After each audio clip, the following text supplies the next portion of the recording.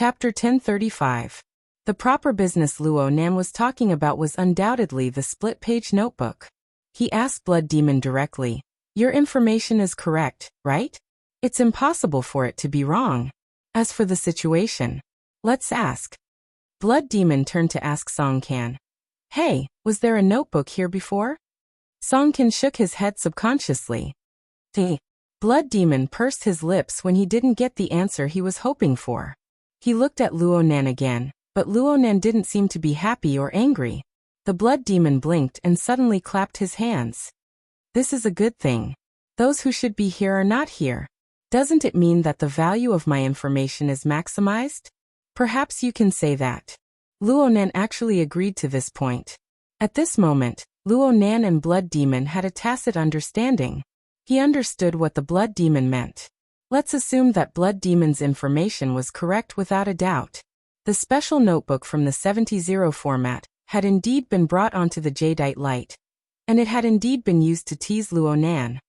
Then, with its ambiguous identity in the auction catalog and its ambiguous identity in the photo album, if it was placed openly on the stage, it would be obvious that it was an auction item. Things would be troublesome, and they would have to go through a lot of trouble. And in this current situation, it didn't matter if they wanted to give Luo Nan a surprise attack, or if there was an oversight in the arrangements, or if the auction house simply didn't take this seriously at all. On a legal level, things were becoming simpler. All he had to do was let the dust settle before the notebook was placed on the stand. Of course, the premise for such an assumption was that the Blood Demon's information was reliable. Blood Demon was quite confident in this. He even winked at Luo Nan. "Aren't you going to raise the pay a bit? If you agree, I'll get another pattern from Old Man's secret deed for you." Luo Nan didn't pay any attention to him. He just stood there quietly, a bit lost in thought. At least in the eyes of others, this was correct. The Blood Demon did not think much of it. Instead, he rubbed his fists and said, "I didn't expect that we would have to deduce at the very beginning. Come on, let's go through the situation. Tacker, you wouldn't make a low-level mistake with this list, would you?" "Uncle Shui." Tacker's dark face looked a little awkward. He subconsciously turned his head away, his eyes wandering. In every corner of the exhibition hall, a large number of surveillance devices were installed. Perhaps it should be said that it was certain that the people and events on the exhibition stage were all being observed and evaluated by certain important figures. He had been forcefully pulled into the group, and this was something that could be easily explained. However, if he was too active, did he really think that the other side wouldn't let him off easily? The problem was that the Blood Demon knew very well what Tacker was fussing about. However, the latter was definitely not the kind of benevolent elder who would care for his juniors. The Blood Demon raised half of his eyebrows. He was obviously dissatisfied with Tacker's hesitant attitude. But before he could speak, Luo Nan jabbed him from the side. "Don't waste time. Watch the recording again." The number of transcendents on this ship is a little too much." Luo Nan's first two sentences could be said to be completely unrelated. However, Blood Demon understood. "Yes, we're not the only ones who arrived early. Star Wizard, Connie, Black Lion. None of them are easy to deal with." "Are you sure it's one of them?" "I haven't found any observable areas, but they're at least very close to them. Also, there are more than 3 of them. I'm thinking that if there really is something special about that notebook, I can try to find some clues from a distance." Oh, do you think that thing has some sort of special radiation? Your recording gave me this feeling." Blood Demon shrugged. It was very clear that Luo Nan had searched the entirety of the jadeite light while he was distracted. This sort of ability might be hard for normal people to imagine, but it wasn't particularly out of line in the eyes of transcendents. Blood Demon could even understand the problem Luo Nan was facing right now. The closer one approached the material world with mental senses, the greater the resistance of mutual interference.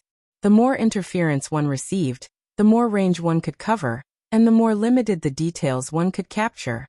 Needless to say, the objects of observation included transcendents who could distort the laws of mental and material structure. Every single one of them, in their natural state, would form distortions and concealment effects against mental senses. Under these conditions, Fuzzy positioning was relatively easy. However, overcoming interference and accurately searching for an inanimate object that wasn't large in size was indeed a difficult problem. Of course, this was a difficult problem, and it was a difficult problem of absolute high standards. For most mental abilities, their mental senses were limited by their talents and their physical and divine frames. Basically, the moment they were awakened, the frequency would be whatever it was. Whether it was near or deep space, there was no room for discussion. How could Luonan be like him? It looked like he could casually change frequency as easily as drinking plain water. Even that old woman, Death Witch, had to go through many years of tempering and cultivation in order to be able to freely jump and switch between several rather practical zones. There was no need to talk about other people. Therefore, only Luonan possessed this sort of way of thinking. Blood Demon could roughly understand, but he didn't agree with it. There's no need to go through so much trouble. We can just find them by ourselves. A few steps and a few words. This is a necessary social interaction. It's much more reliable than your hypothesis. Luonan persisted. It's a few steps and a few words per person, right? If we watch the recording, it might only take a few minutes. Blood Demon sighed. Brother, this is high-level intelligence from a secret channel. If I release it in public, I'll offend people. Aren't you selling me out? Luonan's true body wasn't here. Some things were more troublesome. Things like watching a recording lacked a built-in playback device, so it could only be played outside. It wasn't that Blood Demon didn't let it go before, but how could it be the same in a street cafe that was so far away from each other, and a scene that was so closely related? Really? Luonan was very astonished. I thought that accompanying me to the booth was already a clear enough stance. Now it looks like the tolerance of a true god is more outstanding than I imagined. Or perhaps, the level of tacit understanding is higher? How could that be? Kids these days were far too sensitive. Blood Demon spread his hands under Wan Liuhua's gaze that was like a smile that wasn't a smile. If you want to watch, then watch. Even if I'm a good person, I'll do it all the way. Blood Demon's words were mostly to raise the price in a pitiful manner. He was quite straightforward when it came to doing things. Soon, the secret recording that had been played before was displayed once more on this booth. It naturally attracted the gazes of many people. Luonan didn't care about the external influence caused by the recording. He stared at the area of dim light and shadow that couldn't be considered particularly clear. A few seconds later he suddenly asked, "Tell me, where was it at that time?" Chapter 1036. Luonan's gaze slid from the center of the arcing distributed equipment to the two sides. The left side, the right side, a few rounds. He had raised a question before, but the direction was unclear. There were even fewer people who could follow his train of thought, so no one had responded for the time being. Luonan didn't mind. He himself was organizing his train of thought. He muttered to himself, "It's definitely not the main central laboratory. Then is it the left claw corridor or the right claw corridor? Is it the front or the back?" Blood Demon looked over with a subtle gaze. The gazes of the others were more or less the same. Luonan's words more or less revealed a few things. And vice versa. These things weren't important. Luonan stared at the unclear video in front of him. He felt that Blood Demon's playback method was a bit conservative. Make it bigger. Do your best to restore it. Blood Demon rolled his eyes, but he still adjusted the size of the video according to Luonan's words. He restored it to the size of a human. Limited by the quality of the video, the entire image inevitably became more blurry. At first glance, it looked like a group of ghostly shadows flipping on the display stage. The people who saw the video for the first time really couldn't figure it out for a while. Blood Demon continued to advise, "Most of the time, it's better to use your mouth than your brain. Thinking is better than socializing. If you want to find radiation from this, you might as well directly ask the content provider." Blood Demon turned to ask Bai Xinyan as he spoke, "What's his name again? He's the provider of this equipment. Horn Demon, right?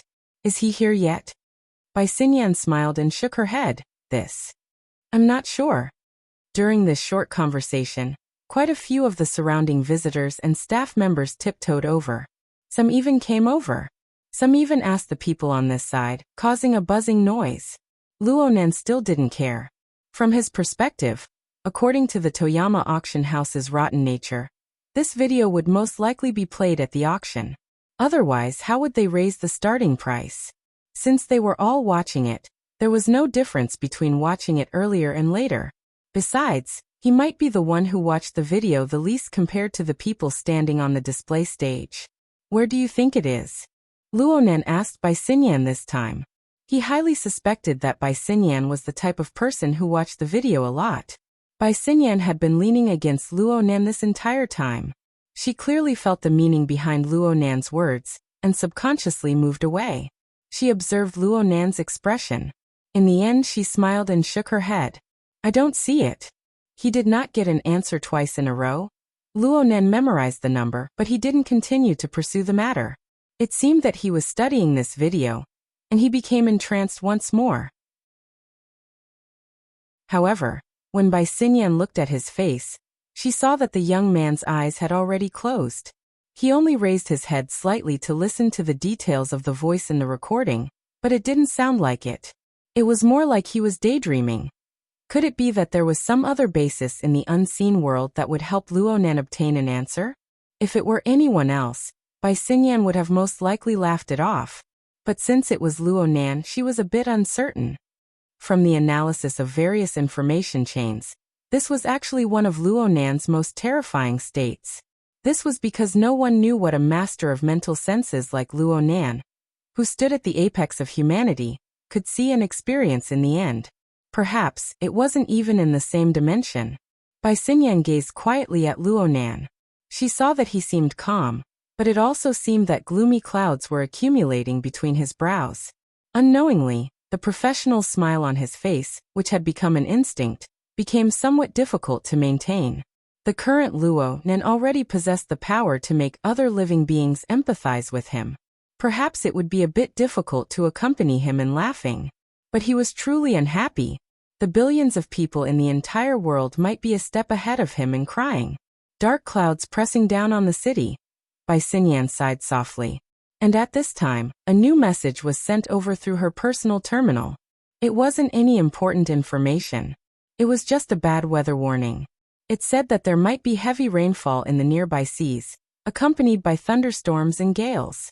This was a short-term forecast made in response to the changes in the surrounding natural conditions.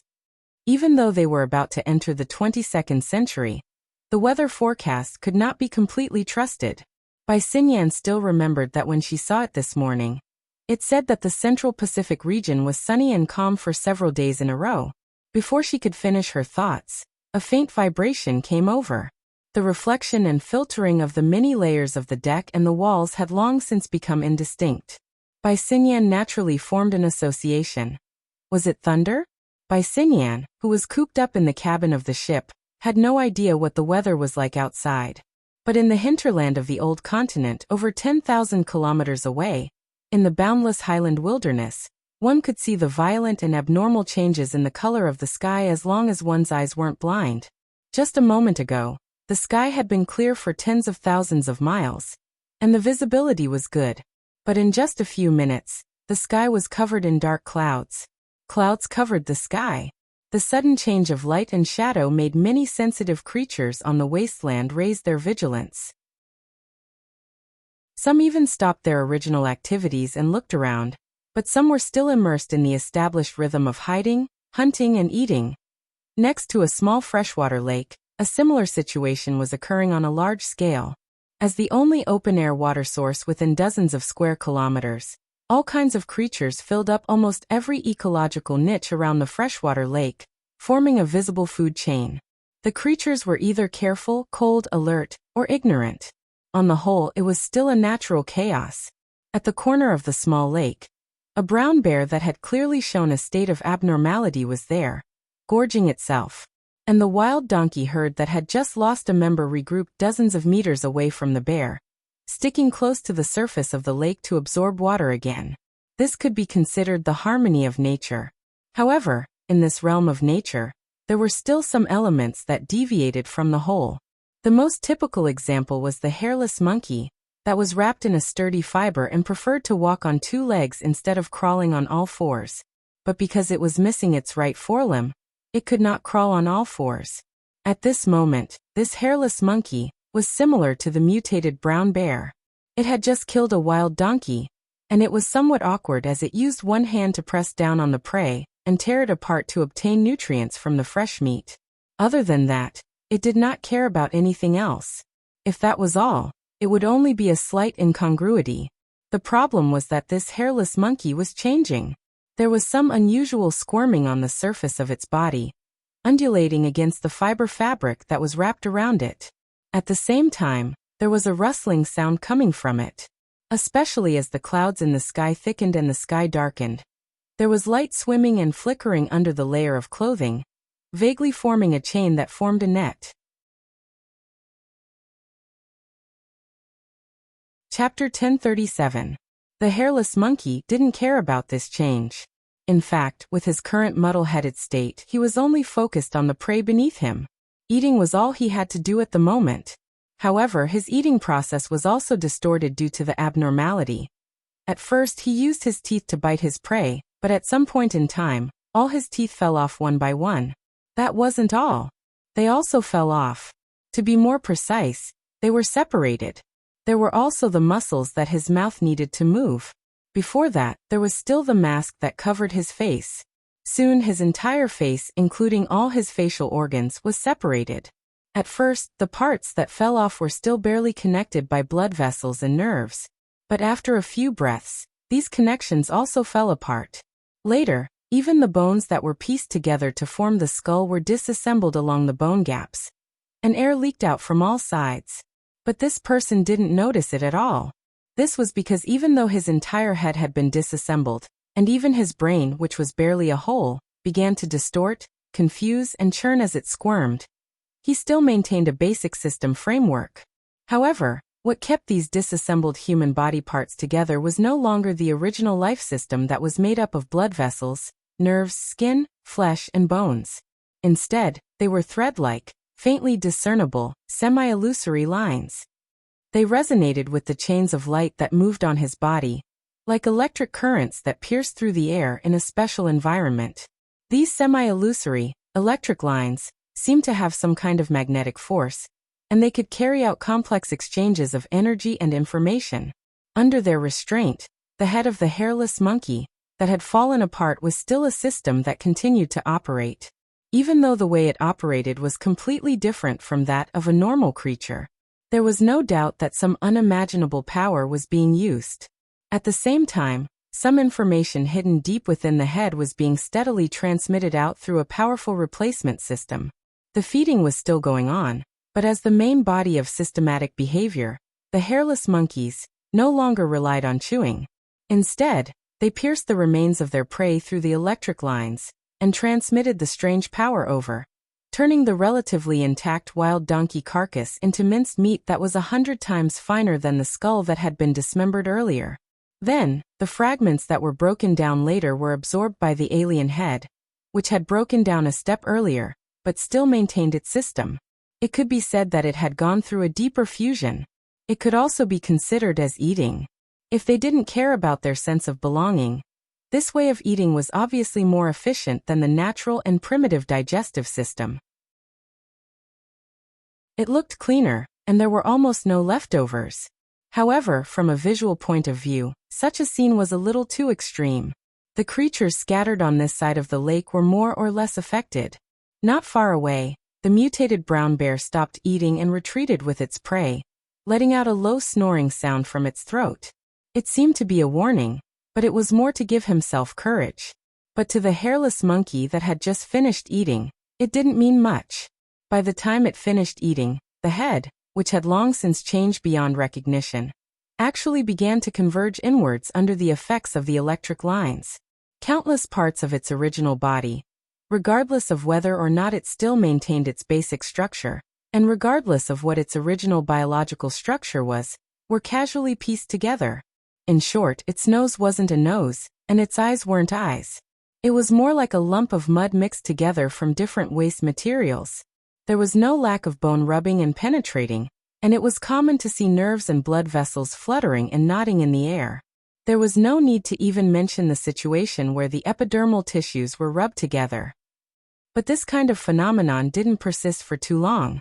This complicated and bizarre system clearly possessed some sort of memory.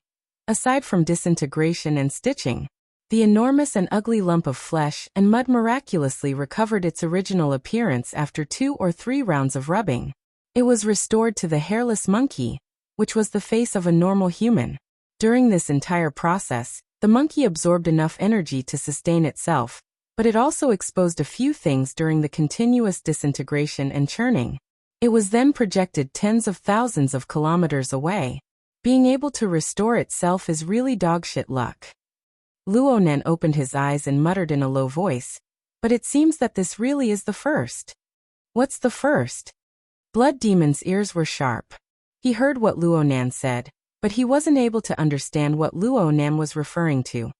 After all, it corresponded to a distant real-time image deep in the hinterland of the old continent.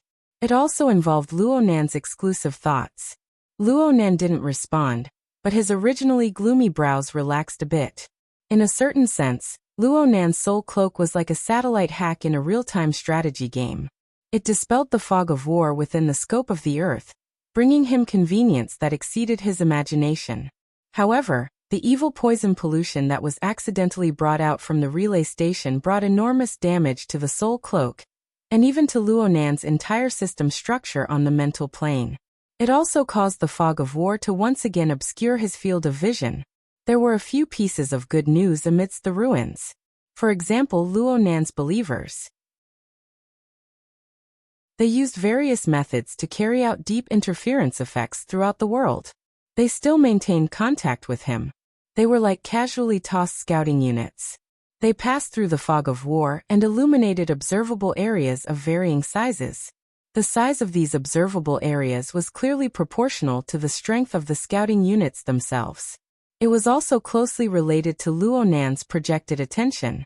The soul cloak and other structures of the mental system were slowly recovering on the basis of these scouting units. They attempted to be pieced together once more.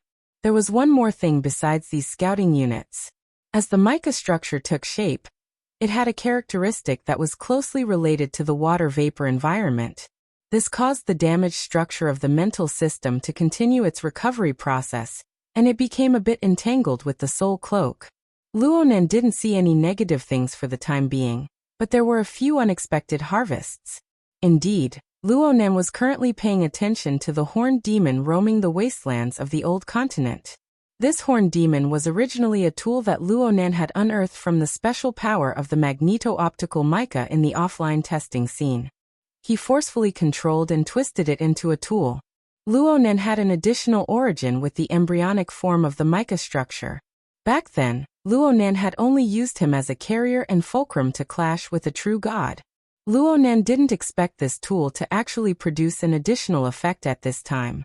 The thick cloud structure formed by the interweaving of the mica and the soul cloak around the horned demon seemed to have been stimulated by some sort of stirring. It became exceptionally lively. On the other hand, the analysis of the horned demon's messed up body and soul frame was exceptionally sharp and efficient. This wasn't just reflected in the excavation of the horned demon's memories.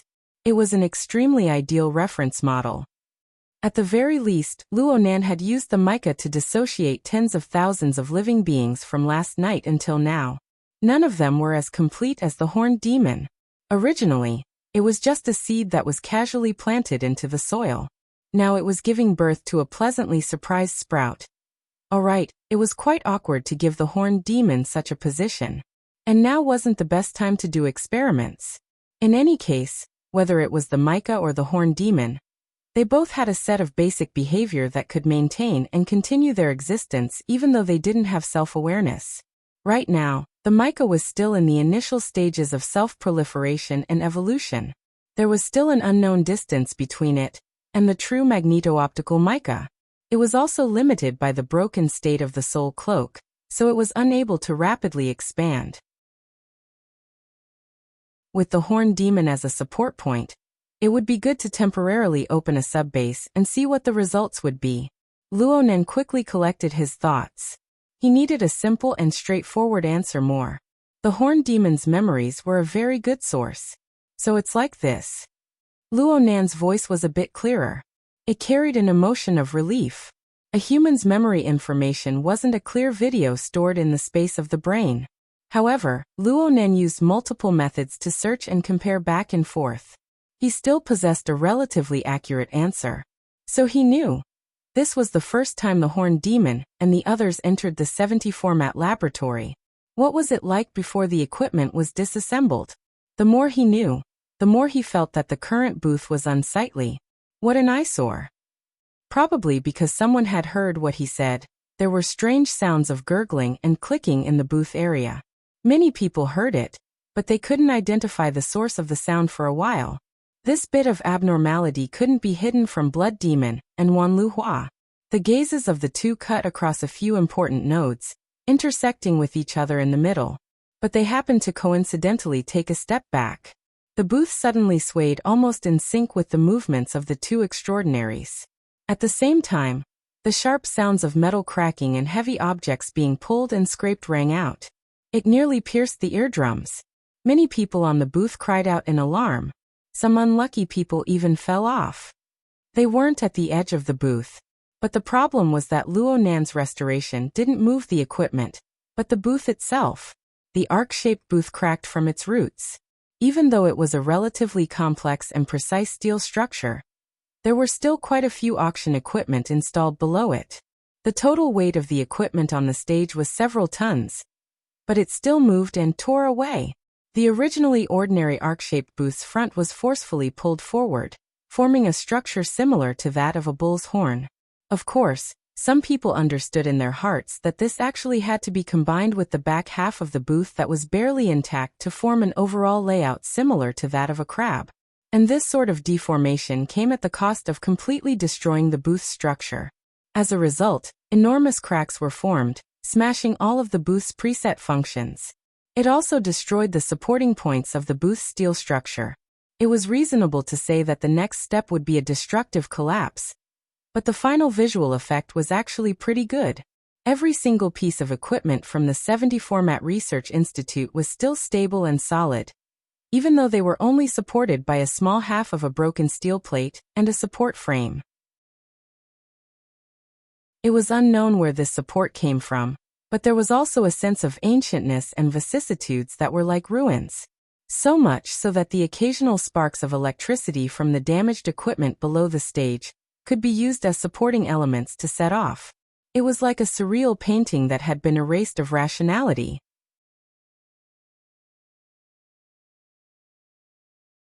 Chapter 1038. In the middle section of the relatively intact booth, Blood Demon stepped on the steel plate under his feet. He felt the shaking sensation as if it could collapse at any moment. He rubbed his chin. To collapse or not to collapse? That's the question. What do you think? Wan Luhua had the standard standing posture of standing like a pine. In fact, through her extremely sharp senses, she was actually doing the same thing as Blood Demon. The booth under her feet had become a very interesting research object. However, Wan Luhua never said anything irresponsible. She calmly said, "This isn't my area of expertise. But no matter how I look at it, this effect is our doing, isn't it?" Blood Demon's finger swiped across the torn and distorted equipment display area in front of him. Just as he said, this kind of strength method that could cut through metal and forcibly shift positions was the specialty of the fleshly adepts. It must be known that 90% of the booth was made of metal, and the total weight was several tons or more. To achieve such an effect in an instant would be difficult even if professional equipment was moved over. In other words, the fleshly adepts, who far exceeded the limits of the human body, possessed such an ability in theory. You're overthinking it. You don't have this sense of design. I can't stop them from collapsing either. In front of an expert, any quibbling was meaningless. Blood Demon admitted it directly. However, continuing with the previous question, he still found it difficult to make the corresponding judgment of value. Should I say this is a clever move or a stupid move? Just as they had discussed, the key to the scene presented by the current booth was not about tearing or destruction. Instead, it was about the sense of design. The entire steel structure of the booth had been torn to pieces. If one followed the normal laws of physics, this place should have long collapsed into a complete mess. One wouldn't even be able to find a place to stand. However, the reality was that the equipment used in front had only shifted along with the torn and distorted booth. This shift was carried out on a rather neat surface. Of course, the most difficult thing was to achieve normalized stability after the destructive shift. If the current floor of the booth was covered with a layer of boards, people would probably never imagine that the supporting area below would already be a mess. The two transcendents by their sides could create destruction that was 10 times or even 100 times more tragic than what they were doing now. The only thing lacking was this neat and tidy sense of design. It would probably require them to put in thousands, or even tens of thousands of times more effort. How could he do it? This was because Luonan didn't directly destroy and tear apart the structure of matter to create displacement. Instead, he used sufficient soul strength to interfere with the structure of space and time.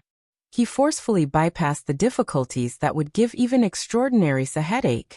Luonan used a method that was countless times more difficult to achieve. You're from the mental side. You always like to go around in circles. Blood Demon grinned as if he had a toothache. Aren't you tired? This time he asked Luonan. In fact, he already knew the answer. It seemed that Luonan had calmly and effortlessly completed the dismantling and reassembling of the stage. His water vapor body had turned somewhat incorporeal and transparent. Thankfully, while the Blood Demon and Wan Luhua were chatting, the water vapor clone became normal again. Luonan just nodded at the two extraordinaries. He then stared at the new booth, deep in thought. The redesigned layout of the equipment seemed to fit Wan Luhua's taste very well. She smiled and shifted her gaze from left to right. She even asked for confirmation. The location of the recording should be near the 7th device on the right. There's a row of bookshelves missing there. In the end, it can't be perfect. Wan Luhua rarely took the initiative to speak, so Luonan had to respond. But between the lines, Luonan was still dissatisfied with the current situation. I'm afraid some things fell apart when they were dismantled. These things are all for show now. None of them are plugged in. Also, the space is too cramped. In the end, they can't stretch out. Blood Demon chuckled twice. You're dissatisfied? Don't you see the people who set up the venue? They want to cry but have no tears. It must be known that there was actually an elevator below this booth. It was closely linked to the main venue. With Luonan's actions, the scheduled auction venue might be completely ruined. Blood Demon looked at his watch. It was 2:57 in the afternoon in T-City. There were still 5 hours. It was very clear that the conference affairs team was going to be tossed around. Blood Demon was rejoicing in other people's misfortune when he suddenly felt something was wrong. He turned around and saw Luonan and Wan Luhua staring at him. What's wrong? Aren't you going to put the recording in the right position? Yeah. Only now did Blood Demon discover that he had become the legendary projectionist. Yes, a technical job. My ass. The corner of his mouth twitched, but he still followed Blood Demon's instructions and transferred the entire recording to the position indicated by the two. He was honest, but he was a technical worker. It was more appropriate to grumble a bit. You finally remembered to look for the notebook. What were you doing before? Life always has a sense of ritual. Ha! Luonan had a serious expression. Reconstructing it once. My mood is better. It's easier to stimulate inspiration when my mood is on the right path. Blood Demon laughed dryly without saying anything. On the contrary, Wan Luhua asked with interest. So, have you found your inspiration yet? Yeah, I'm still looking. No matter how well Blood Demon did his work in the early stages, no matter how much he understood Luonan, he couldn't help but roll his eyes at this time. Wan Luhua responded with a smile. No rush. There's plenty of time. Luonan felt the kindness in her words. Though he didn't quite understand where it came from, he still responded with a smile. Actually, Luonan's train of thought was quite clear by now. The information from the Horned Demon's memories gave him the most direct direction. Actually, this point was also reflected in the recording. He just wanted to make it clear. At this time, the recording restarted once again. It reached the stage where a certain person flipped through the pages quickly. A close-up shot of the notebook's title page was shown on the screen. Luonan didn't continue watching. He exhaled softly and lowered his head. Soon, the surrounding people heard a wave of soft murmurs. The murmurs came from Luonan's mouth. They had a certain rhythm, rising and falling, cycling back and forth. The murmurs were far too vague. Most people couldn't hear the contents clearly. Of course, this didn't include the two extraordinaries. Whether it was Blood Demon or Wan Luhua, they both possessed perception and discernment abilities that surpassed ordinary people. Therefore, they could hear the murmurs clearly. The murmurs were short sentences that were like rhymes. They were divided into 4 paragraphs, and the contents were: the gazes of the two moved away from Luonan's face. They looked to the side and forward. In the recording, the notebook had already been folded open. It was heated by the laser and soon caught fire. The instant the notebook caught fire, the flames charred and curled up the title page. The same content appeared on the paper in the form of words. The words then turned to ash within the flames. My heart is a prison, my heart is a furnace. My heart is a mirror, my heart is a nation.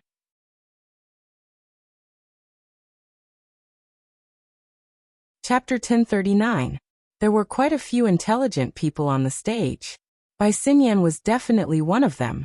Even though she did not hear the contents of Luonan's murmurs clearly, she was able to make some judgments as she followed the gazes of the two extraordinaries.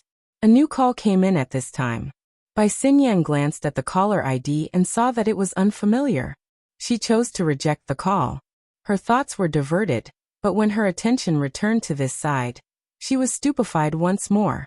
On the stage, Luonan's murmurs seemed to be mixed with some peculiar echoes. It sounded like the faint sound of thunder that could be heard before, but after several refractions, it became inexplicably clear once more. Bai Xinyan wanted to make a further analysis, but she saw Luonan raise his head. She did not know when his lips had closed. He gave a deep glance at the equipment on the stage, then he turned around and left. Anyone who saw this action would be stupefied. Completely subconsciously, Bai Xinyan strode forward to follow him.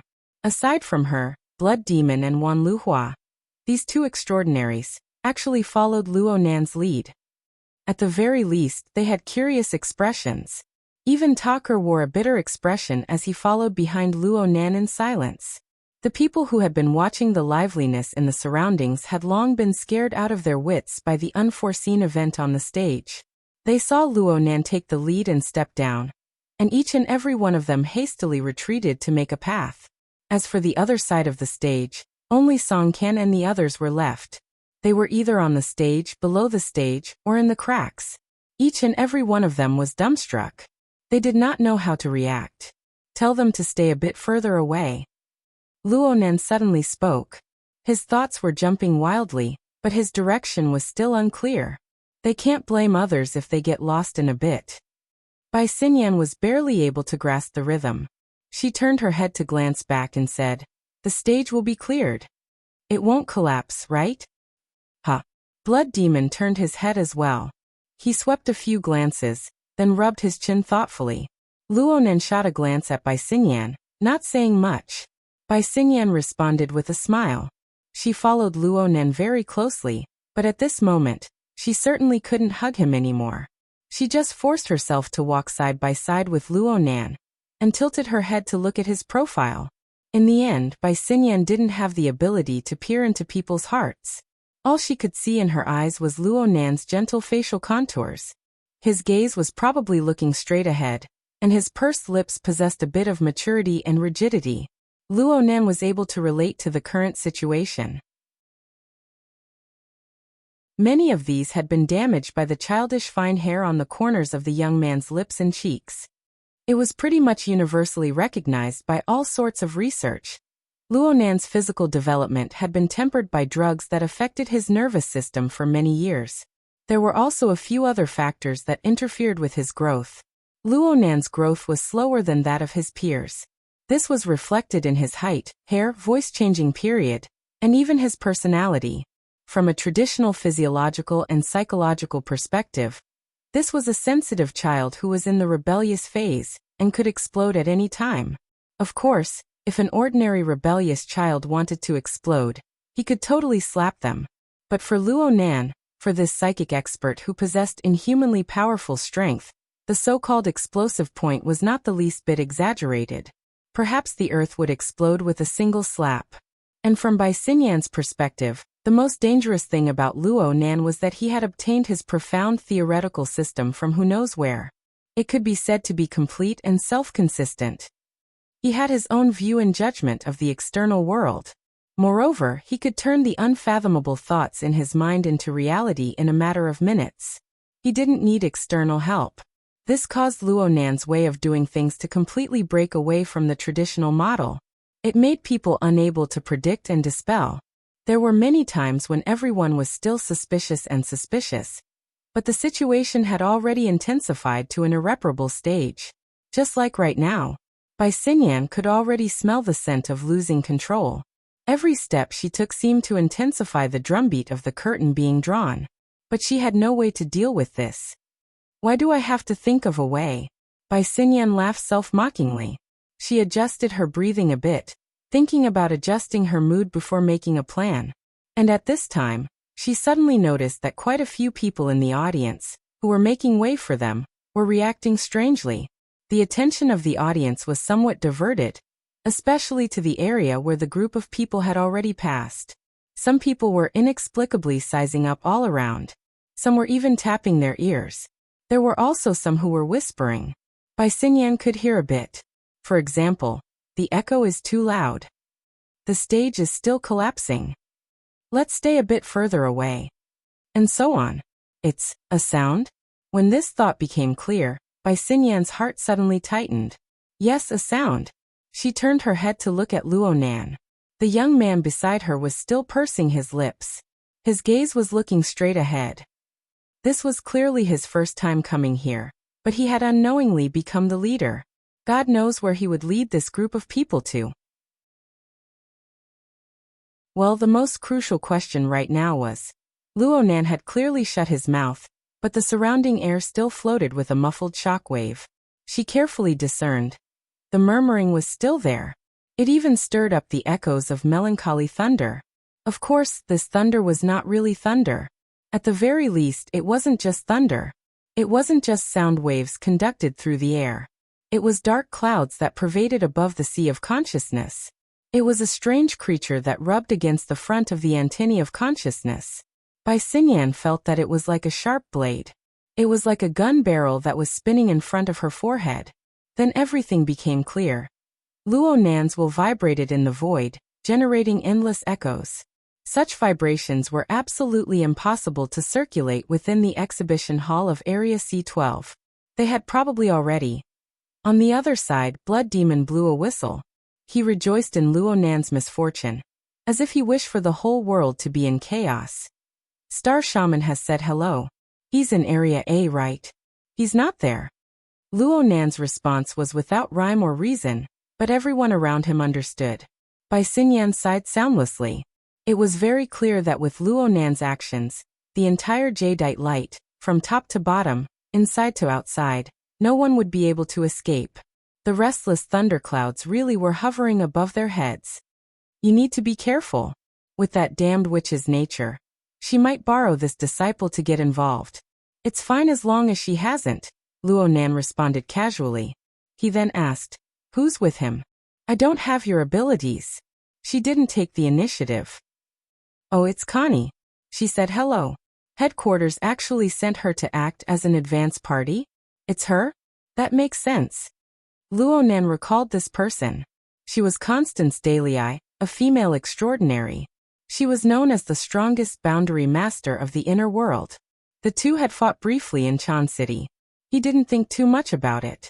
He continued to sift through. There are two in Area B. They should both be fleshly bodies. They're very solid. Luo Nan's choice of words was very subtle. Next is Area C. Ha. Luo Nan paused for a moment. Then he grinned and said something unrelated.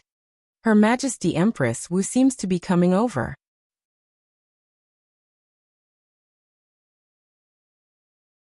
Chapter 1040. The commercial plane pierced through the clouds, continuing to correct its direction and altitude as it drew closer to the surface of the sea. Zhang Yingying looked at the scenery through the porthole from within the cabin. She mumbled casually, "Is there going to be thunder?" The wings seemed to be charged. The commercial plane had already pierced through the thick clouds before she finished speaking. The field of view below suddenly opened up. The jadeite glow was like a small and exquisite steel box on the roaring sea surface. It was practically one with the leaden sea surface. Only the fluorescent lines on the landing platform at the top of the ship gave a rather clear indication. The commercial plane communicated with the cruise control tower and began to descend. The noise in the cabin grew louder at this time. "Is the engine broken?" Zhang Yingying subconsciously mentioned this and immediately spat a few times. But no matter what, the noise was there and it was getting louder. Meng Chong, who sat across from Zhang Yingying, unconsciously frowned. "It's not sound waves. It's not purely." He paused for a moment and made a judgment. "There's power at work on the mental plane." "He's fighting with someone?" The he Zhang Yingying spoke of was clearly referring to Luo Nan. Zhang Yingying furrowed her brows as she spoke. She did her best to sense the details on the mental plane. "It's not the middle of winter. It's like the clouds above. There's going to be a sudden explosion of thunder." "Ha!" Zhang Yingying inexplicably felt a bit familiar. She moved closer to the porthole and looked outside. The cruise ship continued to approach. It seemed to grow larger and larger. The visual effect was quite astonishing under the support of relative speed. But looking at it this way, there didn't seem to be anything too out of the ordinary. It shouldn't be. Otherwise, this ship would have sunk long ago. Meng Chong did his best to find a more accurate adjective. "Yeah, it's like deterrence." Zhang Yingying clapped her hands. She came to this conclusion faster than Meng Chong. It was for no other reason than the fact that she had prior experience with this. Last year on New Year's Eve, Luo Nan had played this move at Aurora Cloud City. His tyrannical will pervaded the void like a soundless thundercloud, suppressing all sides and causing chaos. Only a few months had passed. Zhang Yingying's memories were still fresh in her mind. A slight reminder triggered her memories. In the end, we still have to fight. Zhang Yingying still remembered that there were a few troublesome characters at Aurora Cloud City back then, but not many. She was on her home turf, but now above the boundless ocean. The Abyss District is not peaceful either. Although Meng Chong was a piece of meat, beside him, there were also no extraordinary species. However, he could use the Blood Soul Temple in the Abyss District to catch some strange movements of this level. Abyss District. This situation indirectly confirmed Zhang Yingying's worries. She really wanted to observe more directly. The problem was that she didn't have a tool similar to the Bloody Soul Temple, so she could only look at Her Majesty Empress Wu. Making a gentleman's agreement with him is more troublesome than I expected. Under Zhang Yingying's gaze, Her Majesty Empress Wu's gaze left the scroll in her hand, and she shook her head slightly. Zhang Yingying's eyes widened. "They're really fighting?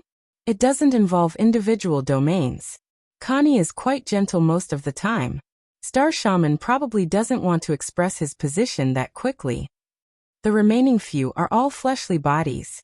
Unless Luo Nan fights his way to their door, they probably won't do anything. There are a few extraordinaries on the ship." Zhang Yingying was shocked at first, but she did not receive an answer. She blurted out, "There's nothing Luo Nan can't do." "Maybe." As they spoke, the business jet landed steadily in maglev mode. Her Majesty Empress Wu put away the scriptures, rolled them up, got up, and walked out. "Let's go take a look. I hope I won't regret it. Where's Luo Nan?" As soon as Zhang Yingying got off the plane, she grabbed the receptionist and asked. But how could the receptionist know that? She stammered and couldn't say a complete sentence. Zhang Yingying could not be blamed for this. Luo Nan had a water vapor avatar, and his communications wristband was several thousand kilometers away.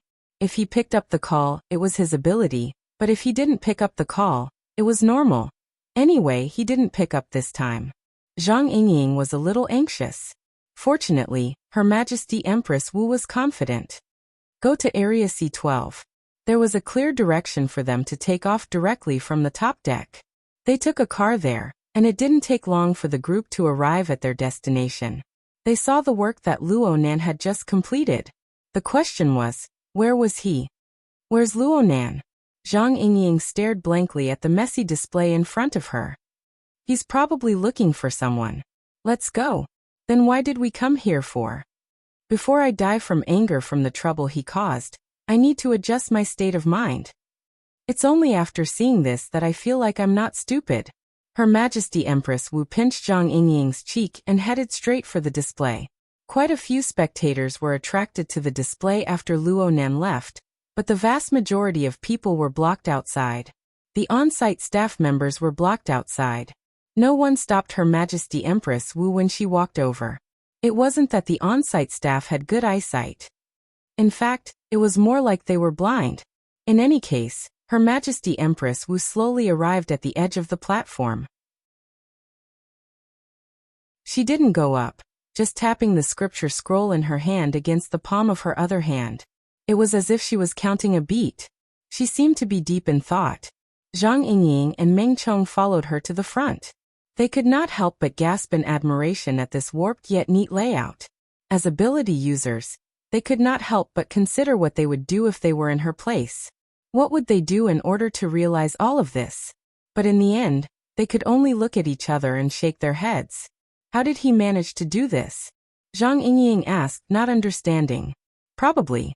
It's an ability that can continuously affect the structure of space and time. This answer was quite clear. However, the one who responded to Zhang Yingying wasn't Her Majesty Empress Wu. It was a woman's voice, but there were a few intentional or unintentional breaks in her words. There was a hissing sound between her words. It carried a mysterious and even sinister flavor. Zhang Yingying jumped in fright.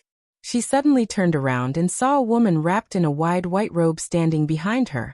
The woman had just lifted the hood off her head, revealing a delicate and pretty face.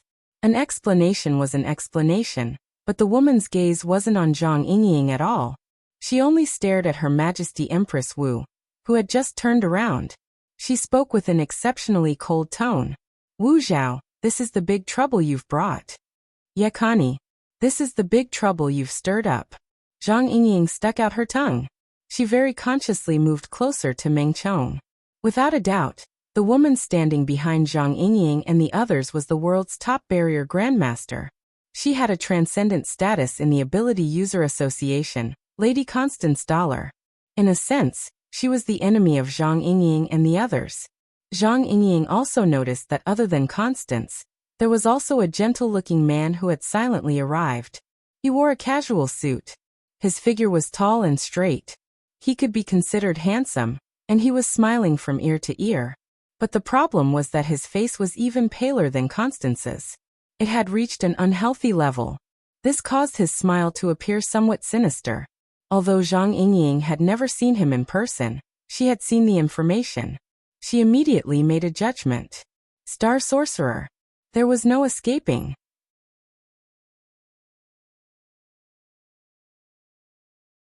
Chapter 1041. It seemed that these sorcery guys were all similar.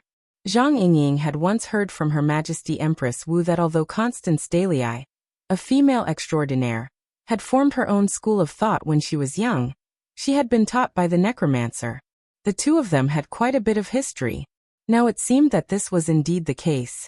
As Death Witch's proudest disciple, the Star Shaman's relationship with Constance was obviously not ordinary. However, Zhang Yingying did not know that extraordinaires from Jade Light had entered the venue so early. After all, if not for Blood Demon's interference, they would have only arrived at 8 o'clock in the evening. These two had come so early. It couldn't be that they had nothing better to do and were sunbathing on the ship, right?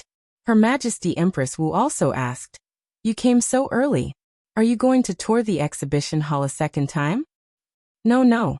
I just want to see with my own eyes the ability of Big Trouble to cause trouble. Star Shaman seemed to be better at socializing than Constance, so he automatically took over the conversation. Her Majesty Empress Wu glanced at him. Just go and greet him. He hasn't gone far, right? We are more interested in his work, his plastic arts.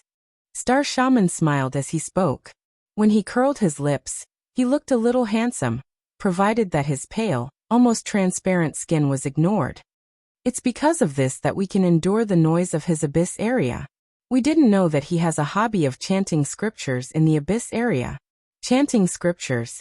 Has this happened before? Her Majesty Empress Wu seemed to be asking the obvious, but Zhang Yingying thought about it seriously. I don't think so. He's already weird enough. If he chants scriptures every day, what will happen? At this point, Zhang Yingying glanced at the Buddhist scriptures in her boss's hand and stuck out her tongue again. It seemed that she had accidentally poked someone she could not afford to offend. No, it was the person who paid her salary. Her Majesty Empress Wu did not care. After all, Zhang Yingying did not truly understand what was happening in the abyss area. She tapped the scripture lightly on her palm and turned her gaze back to the exhibition table. He was already emotional, and he was egged on by Blood Demon. God knows what state he's in now, but there has to be something exciting in it. Constance stared intently at the shattered exhibition stand and replied simply, "That's right, it's not a big deal. Maybe. There's no harm in asking." The star shaman made a pointless suggestion. However, the gazes of the three extraordinaries turned to Song Can, who was still in a daze on the stage. Zhang Yingying blinked. An eyewitness? Where have I seen him before? The star sorcerer added, he should be in charge of one of the departments in the Deep Blue Laboratory. Constance recognized it too. The Western Pacific Observatory. It's the organization in charge of observing and researching the spatial interference between the Deep Blue world and Earth. Her Majesty Empress Wu smiled. I remember. When the coordinates were announced last year, it was him who recorded the explanation video. I always thought it was a secret organization. To be able to hide the exact coordinates of the Deep Blue world until last year, it's an impressive achievement. It was hard to tell whether Her Majesty Empress Wu's words were sarcasm or praise. The other two transcendents pretended not to understand. There would definitely be differences between the headquarters and the branch in the sharing and handling of some critical information. This circle would also definitely be different from that circle. There was no need to explain any of this. Song Can stopped on the display stage for a long time. He had been given quite a fright by Luo Nam before, but it wasn't to the point where he couldn't recover his wits until now. There was another reason why he stayed behind. This was because he sensed that the display stage, which seemed to be in pieces, was currently displaying a deep content that was extremely closely related to him. At the very least, it was related to the project he was in charge of. Song Can wasn't an ability user. At the very least, he wasn't an ability user in the traditional sense. However, he was able to sit in the position of the person in charge of the observation center. He was able to sense the familiar smell of intercourse in the plane of time and space within this area of approximately 100 square meters. Perhaps it wasn't as strong as the smell that appeared between the space-time of the Deep Blue world and Earth. However, the feeling that came and went, the feeling that seemed real and illusory, was simply like a beautiful dream. It made him unwilling to wake up. Therefore, he clearly knew that problems would arise if he stayed here for too long. The staff at the scene had indeed tried to clear the area and persuade him to leave, but he still persisted in bringing the researchers under him and nailing himself to the display stage. He wanted to see if he could discover more valuable clues.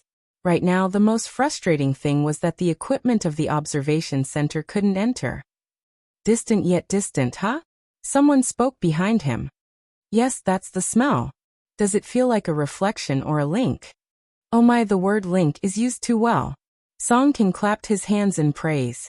Only then did he realize that something was wrong. He suddenly turned his head, and then he saw that a few more people had unknowingly come up to the display stage. He felt like the space on the stage that he could still stand on was filled to the brim, as if it could collapse at any time. Song Can's first thought was to protect the scene. He subconsciously shouted, "Hey you guys!" As soon as his voice sounded, reason and a sense of danger rose from the bottom of his heart. You guys are Madame Dollar. Song Can finally recognized one of them. He became even more flustered. He recognized Constance Doll because the gloomy and mysterious lady had often come to his observation site and the observation area of the observation site in recent years to conduct research and experiments of supernatural nature.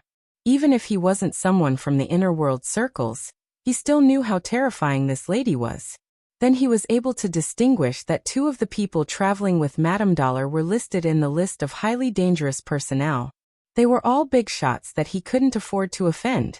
Song Kim broke out in a cold sweat again. He had yet to think of a way to deal with this, but then he discovered that Madame Dollar didn't plan on bickering with him at all. She just placed him in the position of an eyewitness and asked him a few questions about Luo Nan's words and actions. Of course, Song Kim said whatever he wanted to say. In the end, he couldn't help but ask himself, can we talk about something closer to the theme of the display stage? He thought too much, and his brain heated up. He couldn't help but ask the big shots in front of him, Mr. Luo Nan, did you use the display stage to anchor something? Her Majesty Empress Wu Constance and the star shaman faintly discernible exchanged glances. They were also observing each other's thoughts. In the end, the star shaman laughed and said, why do you say that? Can you sense it? Song Kim felt a bit regretful as soon as he spoke, but he couldn't control his rationality at this time. Whether it was the external pressure or the emotions in his heart, they all forced him to say what he wanted to say. Sense it? No, I didn't. Maybe it counts? I'm saying that this continuous phenomenon, which seems to deviate from the law of gravity and center of gravity, is very likely because there's something supporting or complementing it. It's right in front of us. At the very least, it can be verified with the results of observation. I'm talking about the past.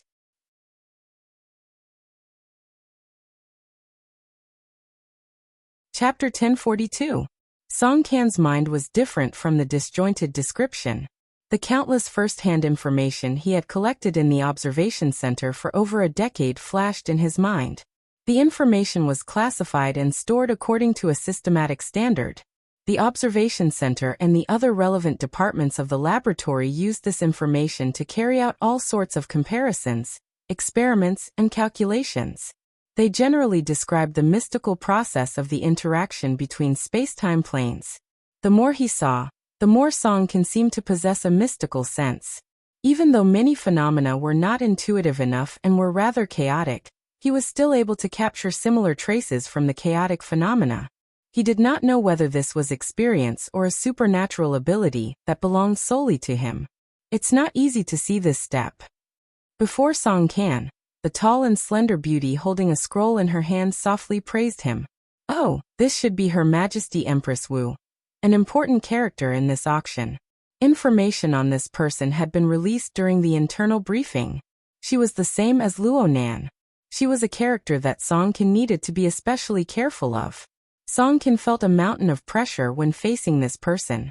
However, this person's attitude was the most genial so far. Moreover, she was the one who had proposed the idea of linking. It looked like she was an expert. Song Kan's complex thoughts aside, Her Majesty Empress Wu slowly walked toward the equipment installation area with the most severe deformation after her words of praise. She only stopped to look at a certain starting point of the tear. The others did not follow, but they more or less shifted their attention in that direction. Her Majesty Empress Wu was in the rhythm of discussing problems. Do you think that the support of the other side is solid enough? Song Kan blurted out. Didn't you say linking before? Oh, it looks like great minds think alike. Song Kan's feet felt like they were floating. Fortunately, he clenched his teeth in the end and forced himself to reply. You flatter me. Although that was what he said, the technician's emotions got to the top of his head, and he started to talk again. At present, the conditions for intersecting planes have yet to be completely satisfied. There is only an interaction similar to gravity. However, this place already possesses some directivity and even regularity. Unfortunately, I don't have the equipment on hand. I have no way of measuring the concrete data.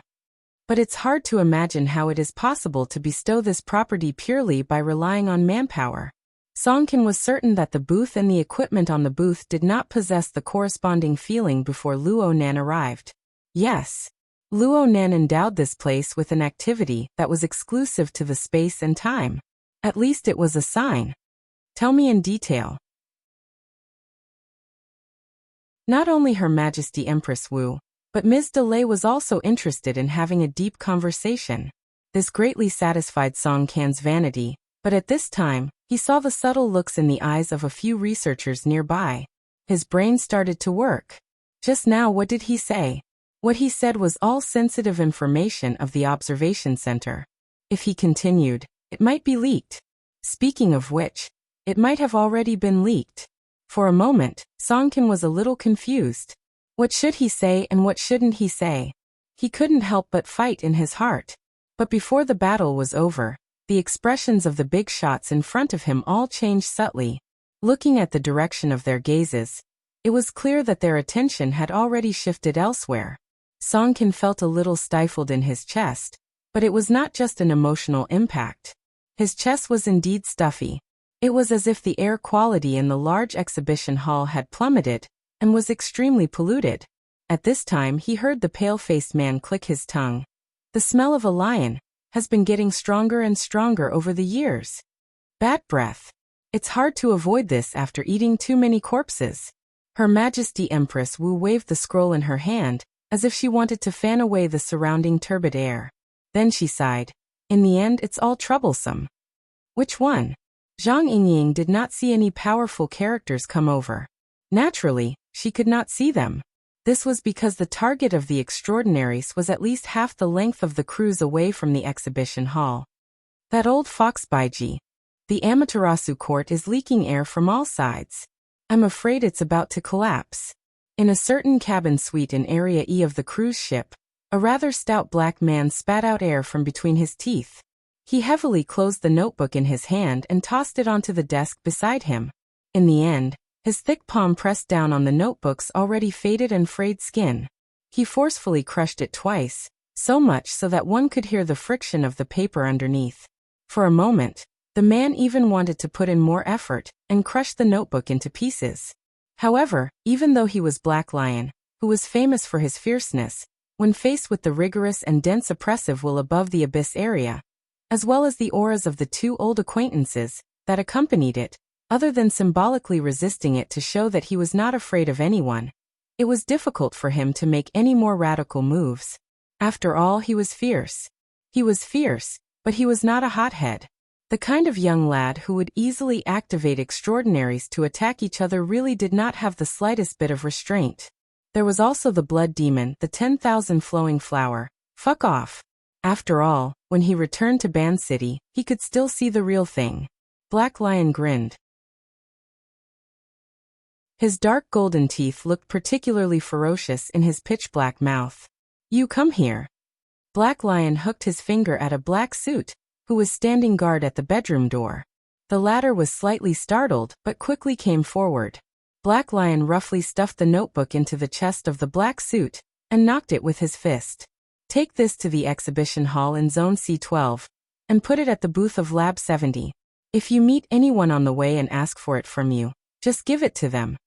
No matter how well trained the black suit was, he was a little dumbfounded when faced with such vague orders. Give it to anyone who wants it. Who else could this lousy notebook belong to? Halfway through his sentence, Black Lion was suddenly startled.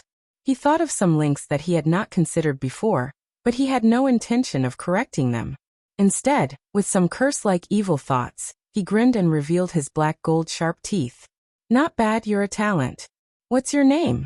Forget it, Toolman number 1. I'll do as you say. The black suit, no Toolman number 1, became even more confused.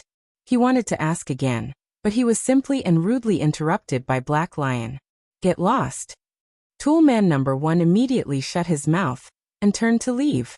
Only then did the Black Lion get up from the overburdened chair and stretch.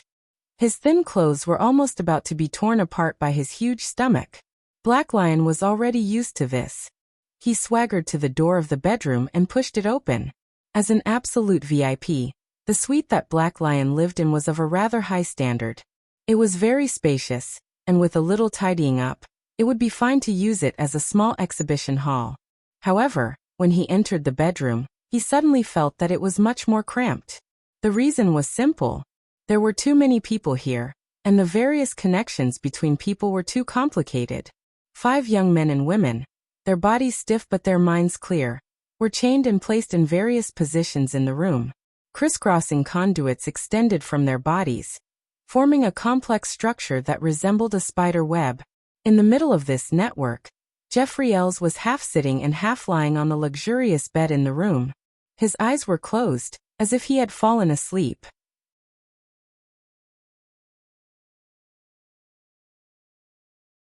Chapter 1043. In the catheter, the dark red blood was drawn from different directions and from different people. It carried different genes and different deep-seated components. It returned to the same destination by different routes, and entered a bright red sarcoma-like container, where it was mixed up. At the very least, it looked like it was stirring. It transformed into a turbid gray liquid. Then it passed through the surface of the sarcoma-like surface and extended slender tentacles. It was injected into an already opened container component below. If Luo Nan was here, he would probably feel that the special equipment component below, which was folded and relaxed according to the structure of the container, looked very familiar. This was because this was the portable workbench that he had previously used to extract medicinal ingredients. Of course, it was just a similar type. The current portable workbench was much more advanced than the ordinary one that Moya had paid for, and its functions were also much more powerful. The blood drawn from different people passed through the initial smelting of the sarcoma-like container in the middle. Then it entered the portable experimental vessel for a second extraction. It passed through the relevant instruments for testing. After confirming that there was no doubt, it was injected into Jeffrey Ayres's blood vessels. The injection of these components was like injecting life force into him. Jeffrey Ayres' rapid breathing slowly calmed down. His rusty red skin also gradually returned to normal. Correspondingly, the 5 young men and women responsible for transfusing blood to him weakened at a visible speed. The rapidly proliferating feeling of fear gave additional wear to his body and mind. Some of the girls were already in tears, but no one cared about them. Old Ayres himself was in average spirits. He was extremely tired under this abnormal state. However, he still opened his eyes when Black Lion walked to the front of the bed. He stared at him calmly, maintaining the manner he should have. Black Lion revealed a mouthful of black gold teeth. This kind of vanity is meaningless. You need to sleep. Old Ayres slowly raised his hand and gently slapped his forehead. He spoke hoarsely. Another failed product. There's no need to emphasize the mistake you made. In any case, your memory function isn't reflected in this failed experimental product. Black Lion casually twisted a catheter beside him. He even used his thick finger to flick it. Right now, you can have the laboratory create another one. I heard that you recently found a collaborator. He's a gene trafficker and catalyst expert. His single cost has plummeted, right? You're talking about Luo Yuan. I don't trust him. When faced with one of his own, Old El's tone was much slower than usual. Every rise and fall of his voice seemed to require extra strength. However, this way of speaking allowed others to hear every important information in his words. Luo Yuan's ability is unique, but I don't trust the so-called ability that can't be replicated by machines, no matter how good it looks. Are you talking about me? The Black Lion grinned again. You still haven't found a machine that can replace me. Old Els shook his head slightly. With the face of a strong man, he spoke the words of an old man. This is different, son. Shut up. The Black Lion changed the topic. Instead of thinking about that, why don't you think about how to appease the people in Clay's lab? Of the 6 test subjects in Group AB, if you snatch 5 of them, it would not be easy to extract enough energy from their blood to last you the entire night. Then increase it. Old El's gaze landed on the sarcoma container that was suspended in midair. Without any hesitation, he said, "Doesn't he still have Team C?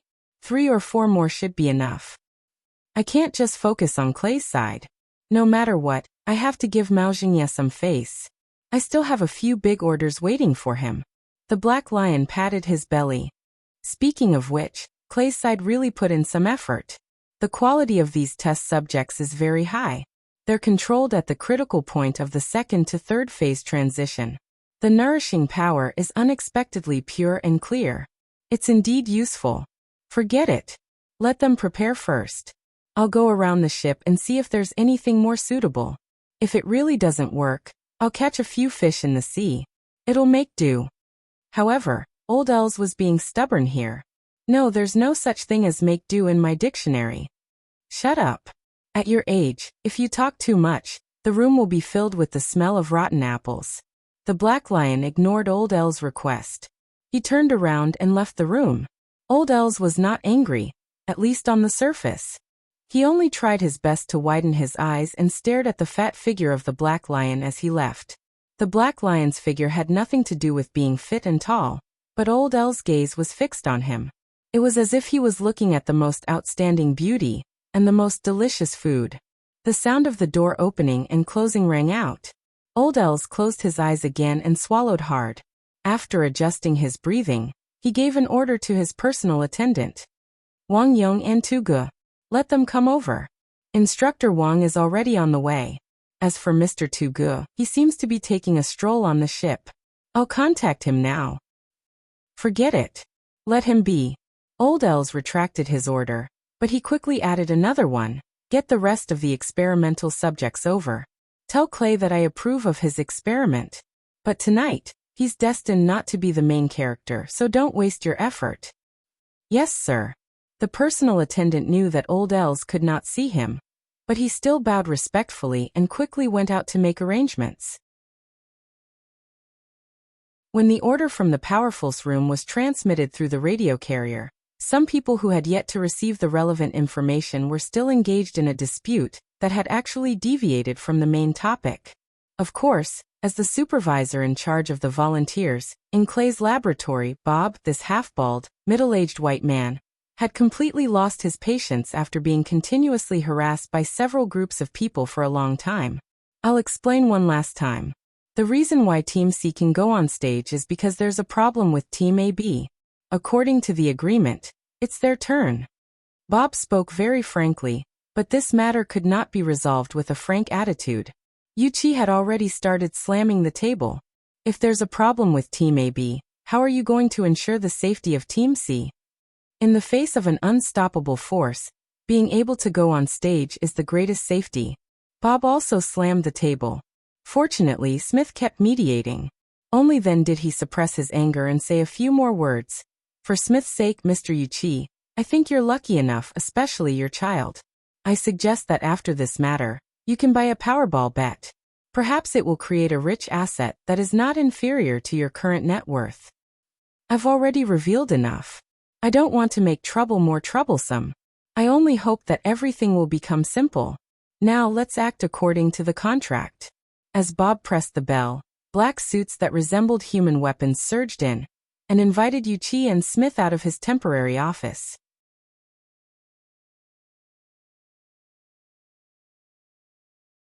Chapter 1044.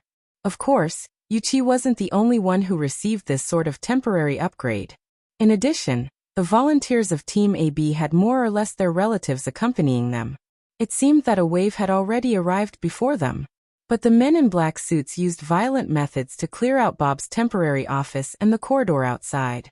They also effectively separated the parties involved. This sort of method was crude but effective.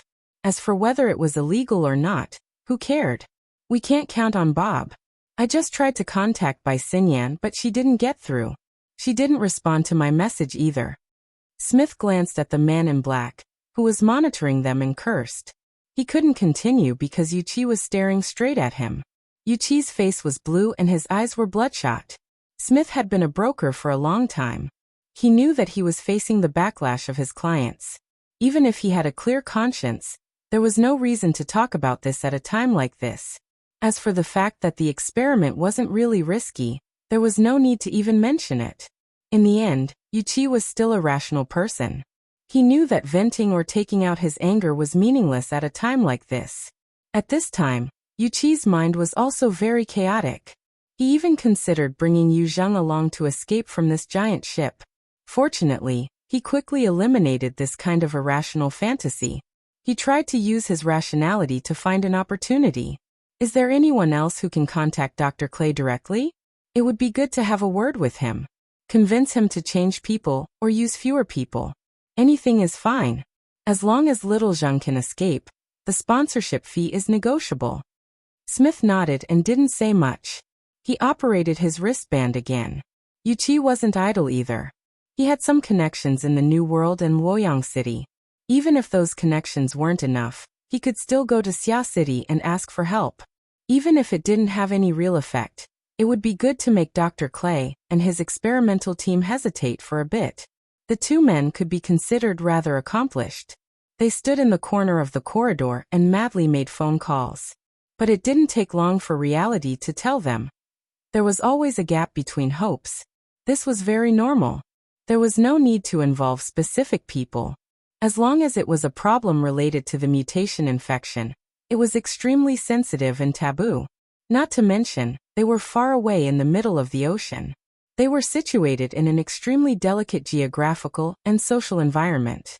The Jade Light, who would easily open their mouths and make a promise upon hearing the name. The other party didn't even need to refuse. Just by saying that they wanted to understand the situation, a few hours, half a day, or even an entire night would pass. Yuqi was also a sophisticated person, so he had a basic judgment of these things. The more people he contacted, the colder his heart became. It was the same for Smith. Even if he didn't feel a chill in his heart, he felt more and more awkward standing next to Yuqi. He urgently needed to come up with a decent solution, but in the end he could only come up with something that was better than nothing. York, I think we should start with Bai Xinyan. Even though she rejected us, we know where she is. We can look for her directly, or through her father. Didn't you say that we worked together before? Daydream? At this moment, when he said this name, he felt even more awkward, but it could also be considered a path. Smith and Yuqi were stunned. They seemed to have thought of something at the same time. The former raised his voice and asked, what was it called again? Yuqi did not answer. He immediately turned around and rushed to Zone C12. Smith hurried to catch up. It was probably because the increased blood circulation stimulated his brain. He recalled the name. Luonan, right? Is he sure he's still here? Yuqi still did not speak. He just operated his wristband to confirm that he didn't have Luonan's number. He quickly switched to a different person and sent out a communication request. The target was his daughter, who was several thousand kilometers away. His mood was about to explode, but he forcefully suppressed his emotions after connecting. He became gentle and calm, even slowing down his footsteps to maintain the stability of his breathing. Qin, you're not in class, right? That's good. It's fine. Don't worry. It's fine as long as your brother torments himself. Yuqi chatted with his daughter for a bit with absolute willpower, before finally getting to the main topic. Oh right, Qin. I accidentally saw someone here just now. That's right. You know him. You mentioned him before. He's a very mysterious schoolmate. Yeah. He's the one little Zheng offended. I just brushed shoulders with him and just remembered. I didn't have time to say hello. Yeah. I'm very curious as well. Why did he come here? Do you have his contact information? It's nothing. It's just too much of a coincidence to bump into him on an ocean cruise. It's good to get in touch and deepen our relationship. Dad can't miss out on such a powerful young person in Xia City. Smith spread his hands to the side. It must be said that Yuqi's ability to control his emotions was quite decent. He was unable to hear any sense of anxiety from the tone he used to converse with his daughter. But since he was going to lie, the logic behind his words wasn't tight enough. Hopefully, the other side wouldn't be able to tell. Looking at Yuqi's expression, he had indeed deceived his daughter.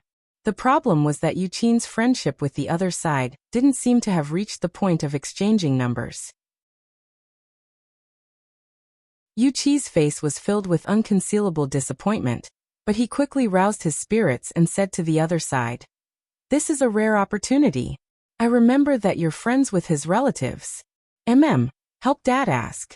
Okay, send it over in a bit." The call ended, and Yuqi's brows furrowed even tighter. Smith saw the situation and said some nonsense. "Let's go over there first. Maybe we'll bump into him." Yuqi didn't know what he was thinking. He was a bit absent-minded. Smith called out to him, and he woke up with a start. He tossed the little doubt that he hadn't straightened out to the back of his mind. He nodded in agreement and sped up again. Naturally, he didn't know that thousands of kilometers away, in Xia City 6th High, his daughter had already made a decision. She dialed a number that she claimed she didn't know. On the cruise ship, which was as complicated as a maze, almost everyone had their own goal, whether it was an internal drive or an external drive. Toolman number 1 accepted a strange order and found the express passageway leading to Area C. He entered an elevator that was on the way. He came out in a hurry. He didn't even wrap up the hot notebook with anything to cover it. It wasn't appropriate to hold it in his hand. In the end, he did what Black Lion did and put it in his bosom.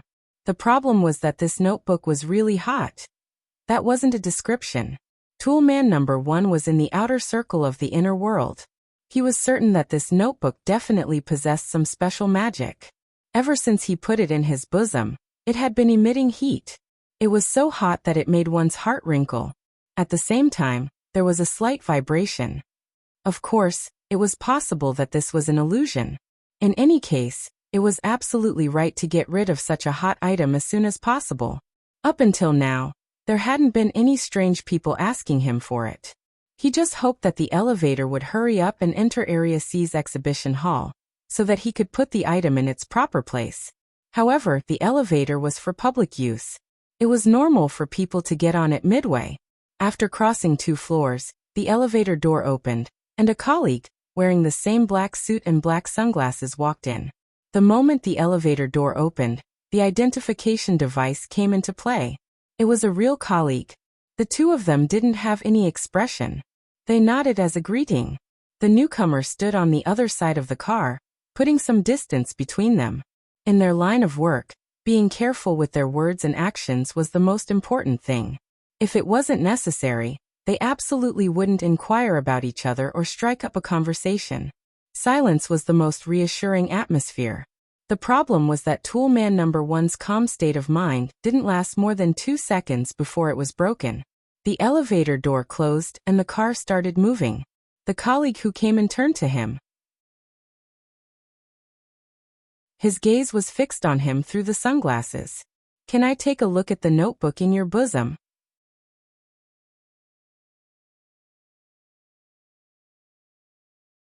Chapter 1045. The colleague spoke very politely, and he had a magnetic subwoofer that made other men envious. But when these elements were combined with what he said, it made Toolman number 1's already overheated heart almost explode. "Can I?" Toolman number 1's body instinctively tensed up, and he almost got into a defensive posture. But at this moment, Black Lion's instructions flickered in his heart. "If you meet someone on the way and ask for it, just give it to them." This order dispelled all his subjective initiative. Toolman number 1 was stunned for half a second before he hurriedly took out the notebook from his chest and offered it with both hands. The colleague also politely received it with both hands. He rubbed it twice in his hands, as though he was inspecting the material. Then he opened the notebook and flipped through it. Toolman number 1 very consciously blocked out the following scene. He looked straight ahead and only stared at the panel of the elevator, as though it contained the ultimate secret to his promotion and salary increase. The elevator continued to descend, and the colleague beside him flipped through the notebook very gently and subtly. Apart from the occasional sound of paper rubbing against each other, there was no other movement. As a result, the slight noise of the maglev elevator became especially clear. This was definitely the most difficult period of Toolman number 1's life. It was extremely long. He was already thinking about whether he should press a button midway and directly escape. Anyway, the notebook had already been given, hadn't it? However, when he had this thought, the colleague seemed to have seen through his thoughts. He still spoke gently with the magnetic subwoofer. "It won't take too long. I'll return it to you. I don't want it." No one would care about the true thoughts of a tool man, regardless of whether the other party's attitude was firm or gentle. After this sentence, the sound of paper rubbing against each other suddenly rang out. Toolman number 1 thought that the other party had sped up the speed of flipping pages, but he didn't expect to hear a soft sigh beside him. "What's wrong?" Puzzled, he turned his head and looked at the notebook in his colleague's hands. At the same time, a voice sounded in the car again. "Flip faster. It's best to get a general idea first." Toolman number 1 was stunned. Why does this voice sound so familiar? No, why are his lips, teeth, and tongue moving? He shuddered violently. The sudden thought in his mind was like a firecracker, exploding his brain into chaos. The area below his neck was cold, as if he was numb from the cold and had lost all feeling. But no matter what, he still moved his lips and spoke clearly. This is getting interesting.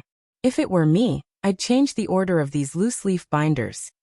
Tool number one's eyes were about to burst, but he couldn't see the source of the dominating power that defied his will. All he saw was that his colleague didn't even raise his head as he replied in a calm tone. It's better to keep things as they are. Toolman number one's tongue continued to move. When Baiji came to me, I didn't think much of it. But now, it seems like it's a waste of God's gift in your hands. Should I agree to it?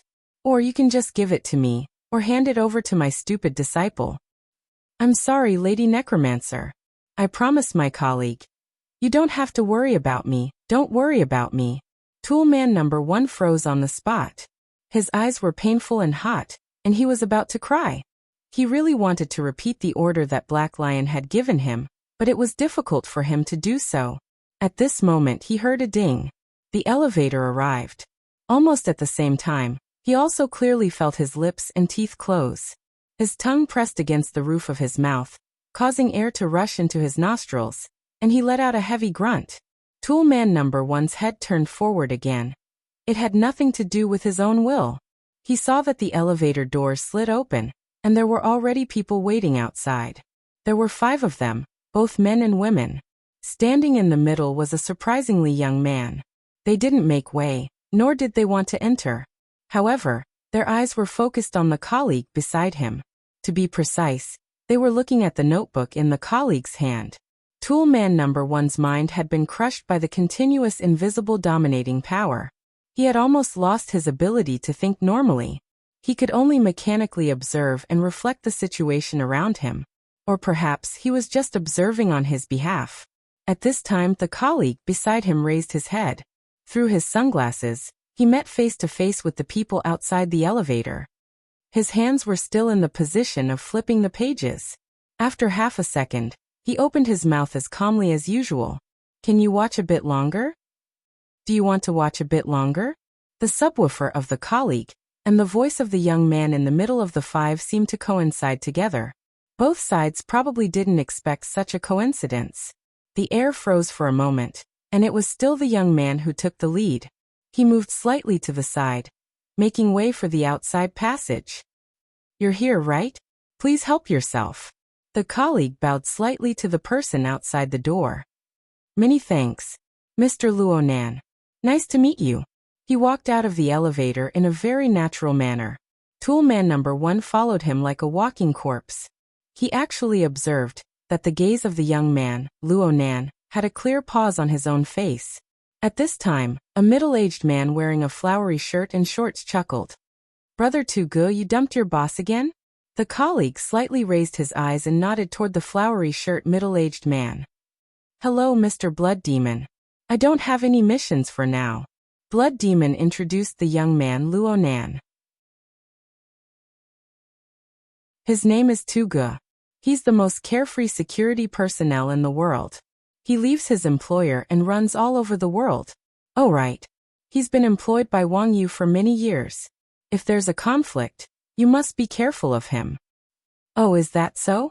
Luonan's gaze moved away from Toolman number one's face and turned to look at Tugu. Right now, he was like a young man truly driven by curiosity. Though he agreed to 2GE's request to borrow the notebook, he quickly walked over to 2GE's side. He stood shoulder to shoulder with Tugu and they watched together. Of course, Luonan was at most 170 centimeters tall. 2GE's physique was robust, over 190 centimeters. There was a clear difference in height between the two. Therefore, Luonan simply left the ground with his toes and floated in the air.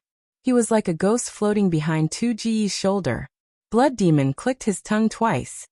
This method of borrowing is passable, unlike some people. Toolman number one saw Blood Demon and the short-haired beauty turn their gazes in his direction.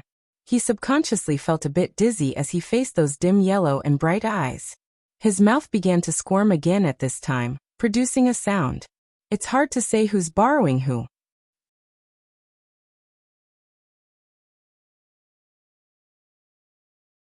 Chapter 1046. The words spoken by Death Witch, who was controlling Tool Man number 1, were clearly provocative. However, Luo Nan didn't pay any attention to her.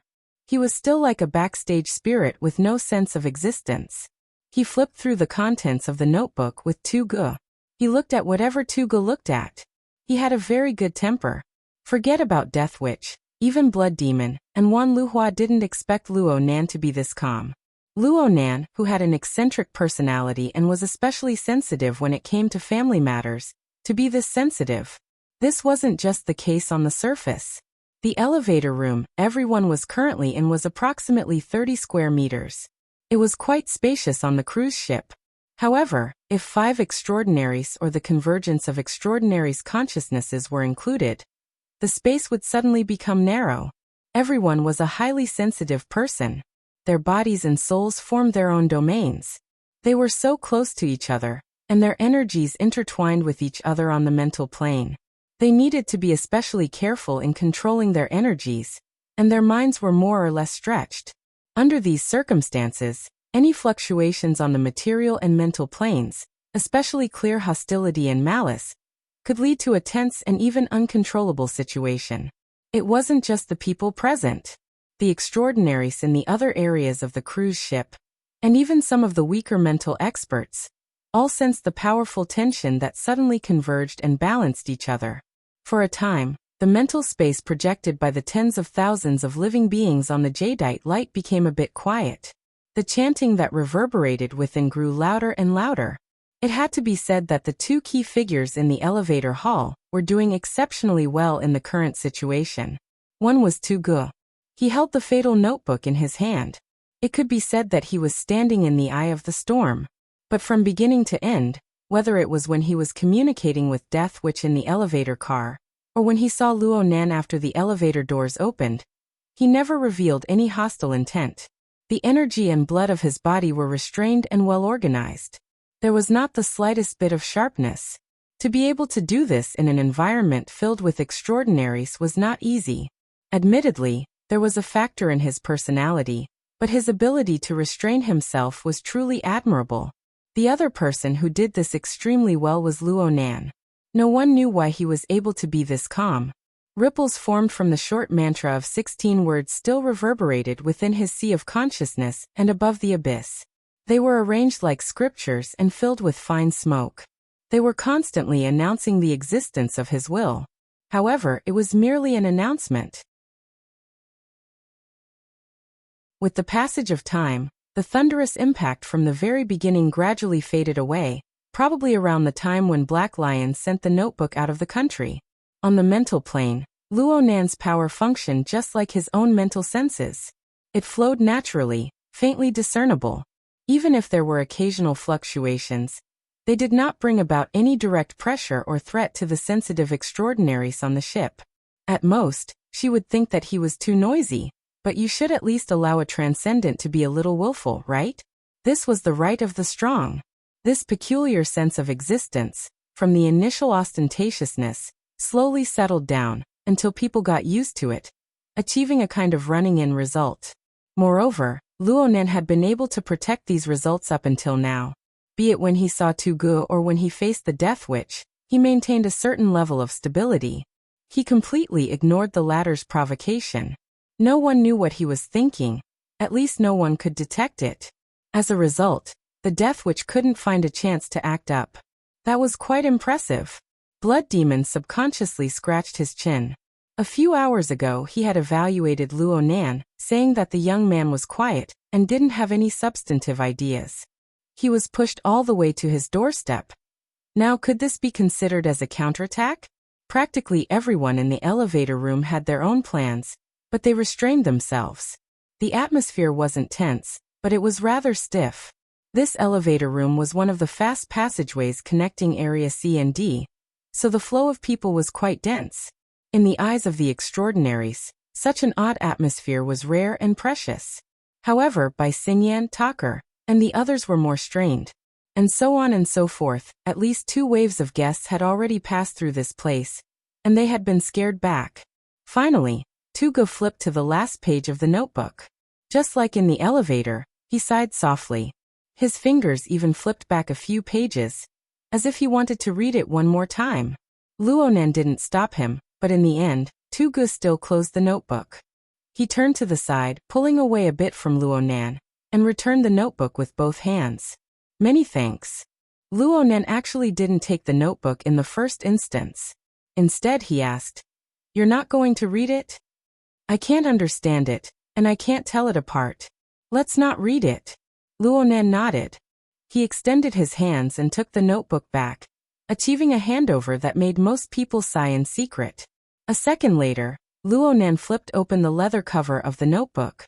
Sure enough, there were 16 words on the title page, as well as the tetrahedron and its inscribed circumscribed sphere structure. Compared to the 2 books Luonan had placed in Xia City and the 2 books burned by the Horn Demon, the handwriting on this page was a bit neater. There were no traces of a second erasure. He didn't flip to the back. He closed the notebook and raised his head to look at Tugu. "May I ask your opinion?" Luonan's tone and words were extremely polite. Tugu couldn't find a reason to refuse. He thought seriously for a moment, but his answer was very simple. "Mr. Luo Yuandao, you must have had a hard time back then." Luonan didn't say anything after hearing this. He just bowed slightly toward Tugu. Tugu returned the bow and said, "Then I'll take my leave first." From beginning to end, these 2 people communicated in an exceptionally polite and courteous atmosphere. It was as if there was a special tacit understanding between the 2, but it made everyone else who saw it feel like they were in the clouds. After exchanging pleasantries, Tugu, who said that he was about to leave, turned his gaze to Toolman number 1 and said, "You're not leaving?" No one knew whether the target of his conversation was with Toolman number 1 or Death Witch.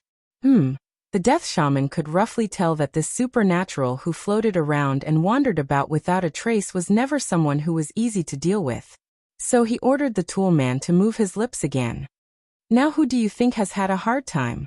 Is there anyone who would actually take it seriously?" Aside from clear mockery, Death Witch also stabbed at the pit of the stomach. But when these words were spoken, not only did 2Ge's sunglasses-covered face not change, even Luonan only lowered his head to look at the cover of the notebook in his hand. He didn't flip through it, but it looked like he was lost in thought. As for the others, they all knew how to play deaf and mute. For a person of status, there was nothing more embarrassing than being ignored by others. No matter how eccentric Death Witch's temperament was, he still cared about his face. He really couldn't continue to be entangled here, so he simply snorted coldly and abandoned the temporary tool man. He plunged into the depths of the sea of consciousness and disappeared without a trace. Blood Demon and Wan Luhua, who had been seriously observing the layout of the elevator hall, glanced at each other. It was very clear that this old woman definitely bore a grudge against everyone present. Speaking of which, was there an extraordinary in this world that she didn't hate? Blood Demon didn't take this seriously. He didn't care about Toolman number 1, who had fallen limply to the ground. He reached out to pat Luonan's shoulder. "Today, I'm going to have a whole new level of respect for you." The latter half of Blood Demon's words came to an abrupt halt. Blood Demon awkwardly watched as his palm directly embedded itself into Luonan's shoulder. This caused Luonan's water vapor body, which wasn't very translucent, to turn half illusory. It looked like it could dissipate into nothingness at any moment.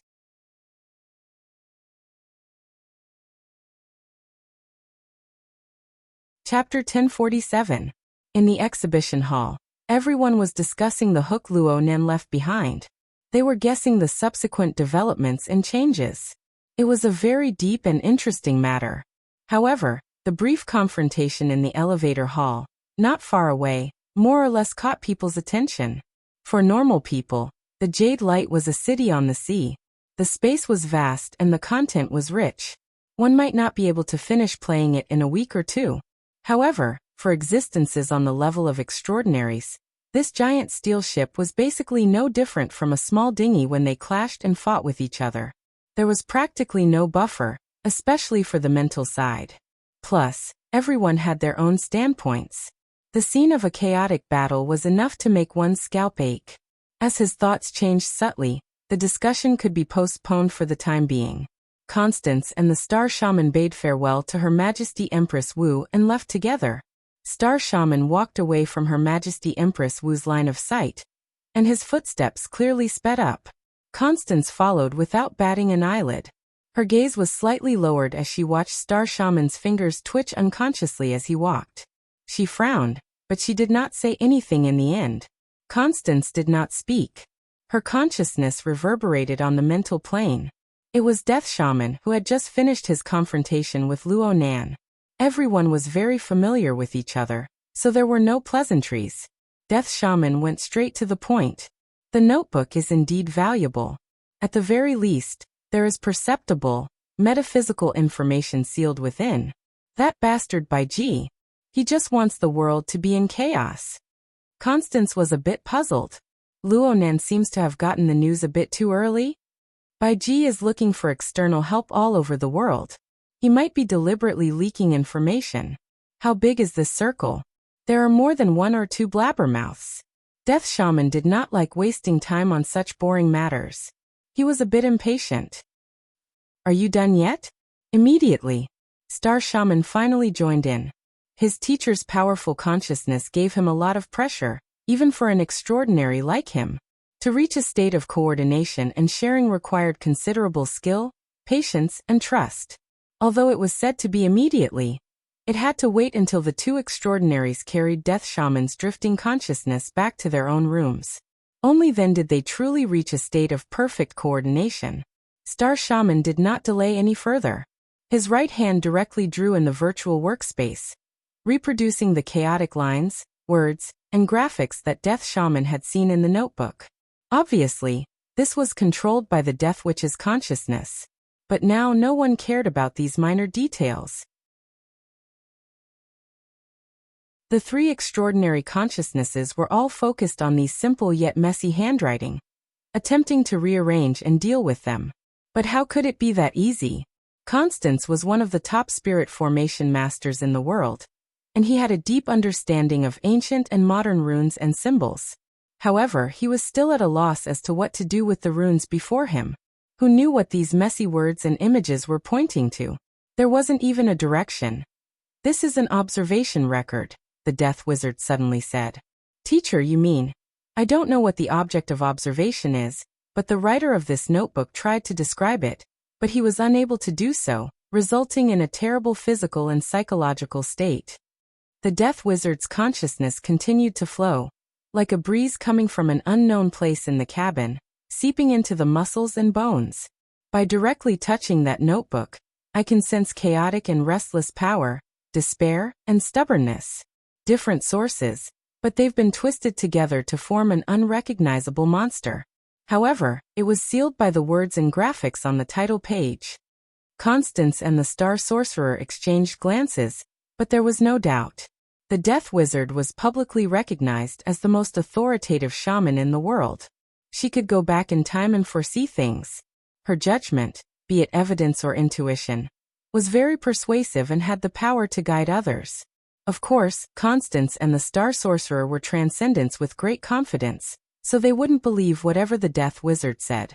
But this kind of explanation was a direction, right? Following this train of thought, the Star Sorcerer tried to think in a relatively reasonable direction. There's no order to the pages in the notebook, and there's no pattern. From a single page, it doesn't seem like a direct depiction, or at least not a mechanical copy. Otherwise, there should be a simpler method and a clearer visual impression. Then, Constance understood what he meant.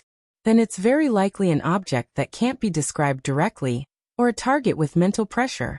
Just like what many religious texts say. Do not look directly at God. None of the three transcendents present believed in the so-called gods, so they naturally replaced the words with a powerful unknown existence. Perhaps this was still a fantasy, but at least this train of thought could continue. The Death Wizard took the initiative to lead the conversation. It could be a living thing, or it could be a series of more complicated and strange things. No matter what, It would be a very strenuous task to depict it with Luo Yuandao's abilities and methods at the time. He obviously couldn't use any equipment. He had to first observe and understand it, then record it in a way that allowed for practical use. He could only rely on his brain and hands. Sometimes he succeeds and sometimes he fails. And these, as well as the scattered scribbles on the notebook, are the accumulation of the results of his failures. The Star Sorcerer's arm twitched, and the virtual workspace was destroyed. Clearly, this wasn't his own will. The Death Wizard never wasted her energy on meaningless things. Her time and energy were too precious. Recovering from the results of a failed observation is something impossible. What's left on the notebook are fragments that have been clumsily translated, lost most of the information, and reduced dimensions.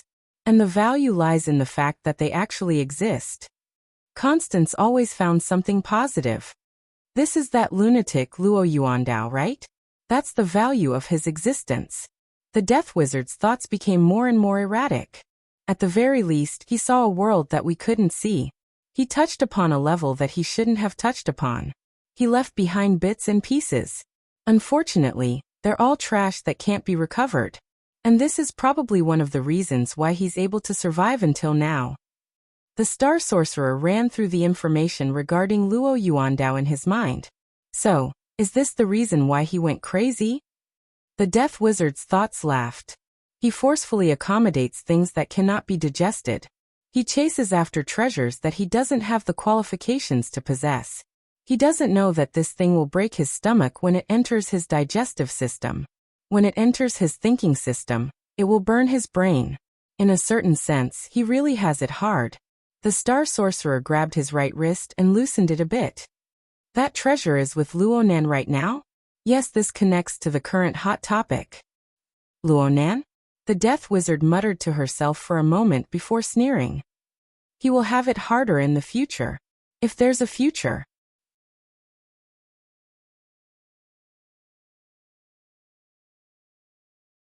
Chapter 1048. Anhai Mental Sanatorium was currently at its most leisurely time of the day. Ward rounds, dressing changes, diagnosis and treatment had all been carried out. The patients and elderly who had been recuperating here walked out of their rooms one after another. They took a walk outside and breathed in the fresh air. It would be even more perfect if the thick clouds in the sky could be wiped away at this time, allowing the occasional sunlight to pass through to be less stingy. Recently, Luo Yuandao's physical condition had been maintained quite well. As the weather warmed up, he had already resumed outdoor activities under the close care of the special nurse.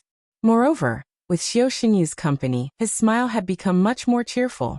Today was no exception. This kept Dr. Zhang Yuliang, Octopus, in a good mood. He had been paying attention to the situation through the monitor. He brewed a cup of coffee for himself, and offered a toast to the brain cells that had been sacrificed because of last night's all-nighter. How about I go out for a stroll too? Just as he was thinking, the hexa ear in his ear vibrated slightly. It projected a message through his retina. The sender of the message was the Psychic Wave Network maintenance team of the Xia City branch. Ouyang Chen signed and stamped it. It was a warning directed at the core members of the Xia City branch and the elite operations team. Currently, the abyssal region of the Psychic Wave Network corresponds to the level of the abyssal region. A continuous and irregular force has appeared. The fluctuating range is between 0.003 dg and 12.5 dg. The source of the force has yet to be discovered. To ensure the safety of the branch members and the city's ability users, the interference ports of the Psychic Wave Network will be temporarily shut down. The Fortress of the Ring of Blood, and will in the abyssal region.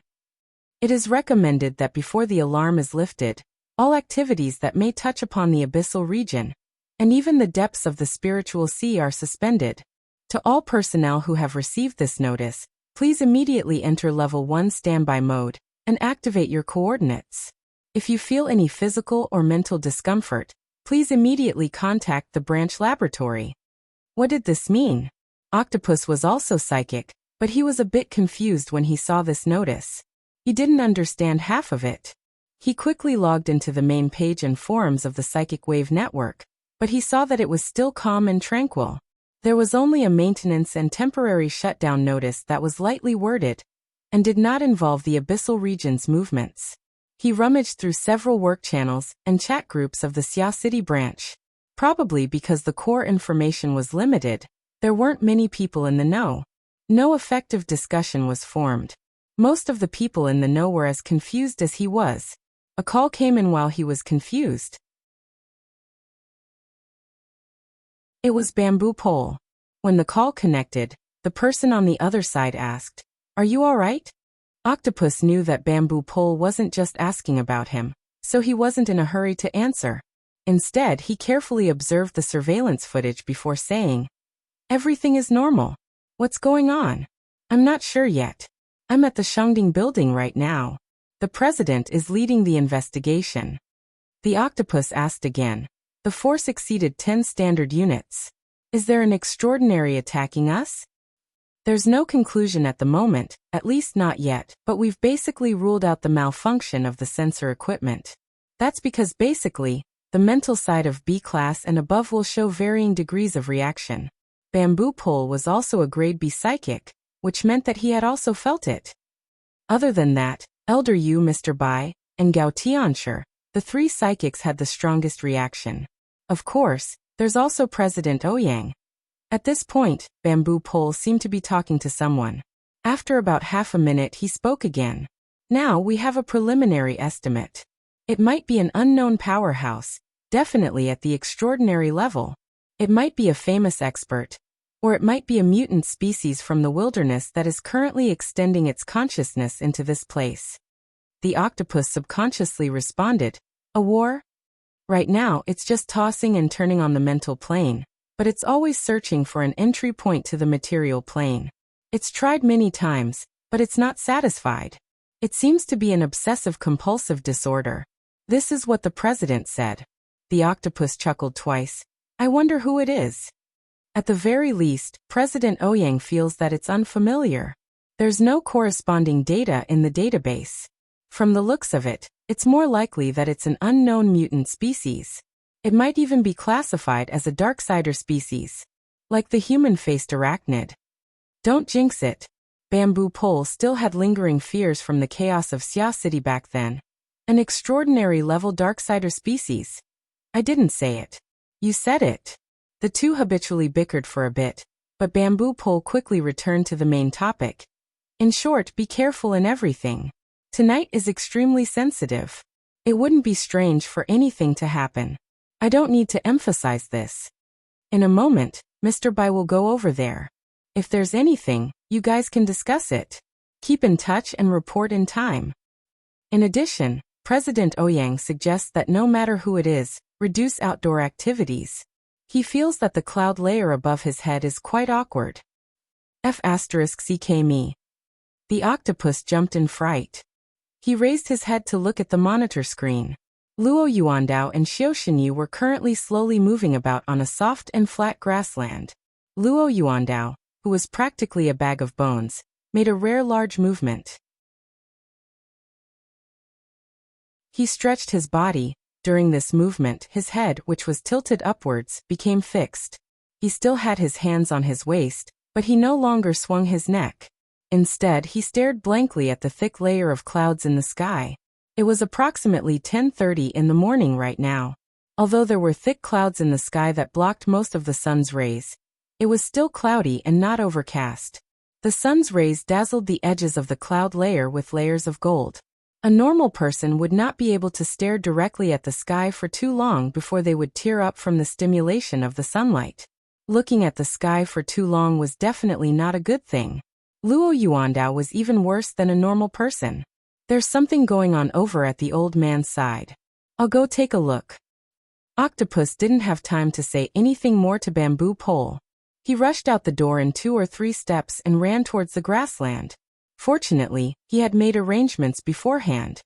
He had special nurse Hong, who took care of Luo Yuandao, come to the area in front of his office whenever he accompanied the old man out for a stroll. They were so close that if anything happened, she would be there in a matter of minutes. When Octopus rushed to Luo Yuandao's side, the latter was still maintaining his posture of looking straight at the sky. All right, the old man's eyes were closed. It was probably because of this situation that Xiao Shenyu, who was already by Luo Yuandao's side, frowned but did not try to dissuade him. Or perhaps he did dissuade him, but it had no effect at all. However, what did that extremely focused and serious look mean? Unexpectedly, when Octopus jogged over, Luo Yuandao suddenly said, "Zhongheng, you've come at the right time. It's been a long time since I've had such a neat and tidy impression." Quack. Octopus was stunned. He subconsciously looked at Xiao Shenyu. The latter did not say anything and only shook his head slightly. On the other side, Luo Yuandao continued, "Qingwen's train of thought is clearer than ours. I've also benefited greatly from her adjustment this time." Later on, Luo Yuandao said some unclear words, involving some unfamiliar names, professional terms, and so on. In the end, he said, "I'll do my best to use Qingwen's method to repeat it once. You remember it too. Let's first study it, and see if we can piece together an outline. To piece together the appearance of a deity."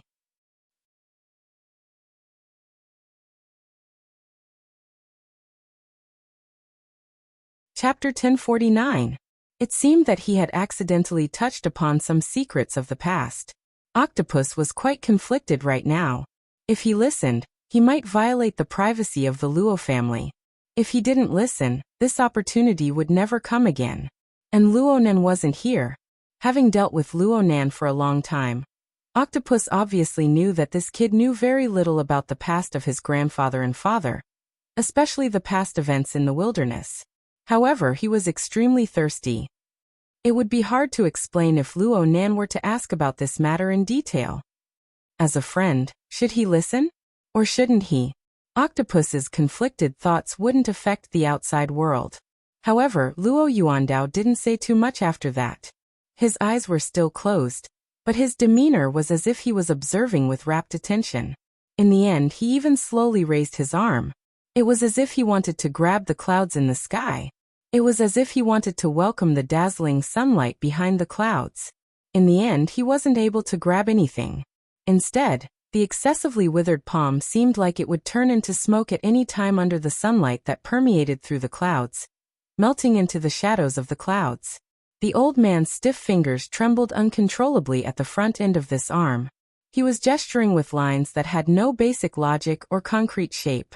However, perhaps in his own circle of thinking, he was doing meaningful work. So gradually, a smile actually appeared on the old man's face, and it grew more and more brilliant. Luo Nan quietly gazed at the shadow of the clouds, at the old man who was so withered that he was out of shape. The palm that was pointing at the sky seemed to be pointing at his chest. Of course, he also saw the old man's smile. Though the old man's eyes were closed and he wasn't pointing at anything, this was probably the most amiable grandfather had shown him in recent years when the grandfather and grandson met face to face. Right now, Luo Nan's thoughts were entrusted to the clouds that covered the skies of Xia City. They were concentrated on the sanatorium. Xia City was the area that Luo Nan had the strongest control over. There were far too many people here that he needed to pay attention to and protect at all times. Therefore, the Mother Mica and the Soul Cloak supported each other, accumulating and replenishing each other. From last night until now, Xia City hadn't been clear. The accumulated water vapor transformed into a thick mass of clouds. They gradually piled up to form the structure of the Mother Mica, covering the entire city. Then Luo Nan's thoughts jumped and began to directly interfere with the covered area. With Luo Nan's pure sensing ability, there was no need to be this high profile. However, his current state of mind was not stable enough. Luo Nan was able to unearth many things through his contact with the original notebook. He could understand the meaning behind the symbols, words, and even the messy lines. This did not mean that he could recover the person recorded in the notebook and decipher his grandfather's thoughts. He had only truly touched the chaotic spiritual light left on the ordinary page under the suppression of the 16 words formula and the visualization diagram, as well as the remnant emotions of extreme pain. Luo Nan could confirm that his grandfather didn't possess supernatural powers. But where did the spiritual light on those pages come from? Even after more than 10 years, it still made its existence known to him. Luo Nan was no longer a greenhorn. He had gone through all sorts of experiences and studies during this period of time. He already possessed the ability to judge and deduce from small clues. He seemed to be able to see the cause and effect of all of this. In just a few minutes of reading the notes, he had already constructed a preliminary model. A powerful source of energy and information had penetrated the frail framework of an ordinary person's body and soul, leaving behind an imprint on the similarly frail page. Within the split-page notebook, the chaotic strokes of the strokes weren't just simple ink and paint. They were the scorch marks of the writer's soul burning. Luo Nan was certain that his grandfather wasn't just a simple recipient when the source of radiation penetrated. That old man was clearly recording, controlling, and expressing something. Of course, the current notebook was a collection of the results of failure. There were no achievements to be seen. There was only fragmentation and pain. But in another sense, this was the result of the source of radiation penetrating the frame of the old man's body and soul. It had the smallest deformation and the most retained results. What was the source of radiation? Where was it? How did it arrive or connect? Those fellows who could understand, or at least partially, were probably researching and considering this question. In the past, no one cared about formatting theory. When the archetype format was at its zenith, there probably weren't many people who cared about this sort of thing. These notebooks that recorded the failures and sealed errors were sealed in the depths of the laboratory, never to see the light of day. But now the situation was completely different. Clearly, this was largely due to Luo Nan. Those fellows thought of every possible way to dig out the source of Luo Nan's power, especially the location of the new plane. Perhaps they had bound all of Luo Nan's achievements to date to the unknown resources at the core of the new plane. Needless to say, Luo Nan thought the same. The only difference was that those fellows were thinking of the new plane, while Luo Nan was thinking of the Sunwheel Hell. There was no way around it. This was his first reaction. Luo Nan had long since known what his grandfather and parents were concentrating on, observing and researching. It was the mist maze. It was the mysterious existence of the Sunwheel Hell in the depths of the mist maze that could not be effectively explained to this day. His mother's North Coast gear had opened the door to the cloud world. That place was the product of the collision between the mist maze and Earth's local spacetime. His father's tree hole was formed for the purpose of observing the mist maze, and ultimately pointed towards the Sunwheel Hell. As for his grandfather, although the scope of his research seemed to be the transformation of the frame of the human body and soul, he was without a doubt the leader of this line of research. There were most likely no problems if Luo Nan thought in this direction. Luo Nan was able to make a simple analysis. The mist maze, the shattered fragments of spacetime, and the domain couldn't form the burden and radiation of a large amount of information without extraordinary power or special equipment to integrate and analyze them. The Sunwheel Hell was different. After all, Luo Nan had truly experienced the impact of the destructive flood of information for himself. Not just once. Was this the truth? Luo Nan didn't know. Actually, the key thing that was pressing against Luo Nan's chest, twisting his skull, and making his mind absent-minded wasn't this. What occupied most of his brain's resources was another matter. Luo Nan was suddenly enlightened because of this split-page notebook. His grandfather's so-called schizophrenia turned out to be due to another reason. It wasn't a neurological disease in the traditional sense. Instead, it was damage from external sources of radiation. New discoveries always brought new thoughts. Luo Nan thought, maybe I can do something? This thought germinated and couldn't be restrained. Therefore, Luo Nan hurriedly changed his thoughts and headed straight for Xia City. Luo Nan came with a certain amount of hope. His rich experiences and leaps and bounds of progress gave him a certain degree of confidence. After all, he was already publicly recognized as a psychic expert. He had established a profound structure of the mental domain that ordinary people couldn't even imagine. He could spread a global network, control the mind and communicate, and trace back to precognition. There was also the mica structure that he had just established. He specialized in dissection and analysis. But reality gave him a beating. Reality was that he couldn't see through it. It wasn't that the old man's current frame of body and soul had some sort of powerful concealment ability that could block Luo Nan's probing senses. The core problem was, complexity, chaos, and fragility. The frame structure of the old man's body and soul had already reached the point of collapse with a single touch.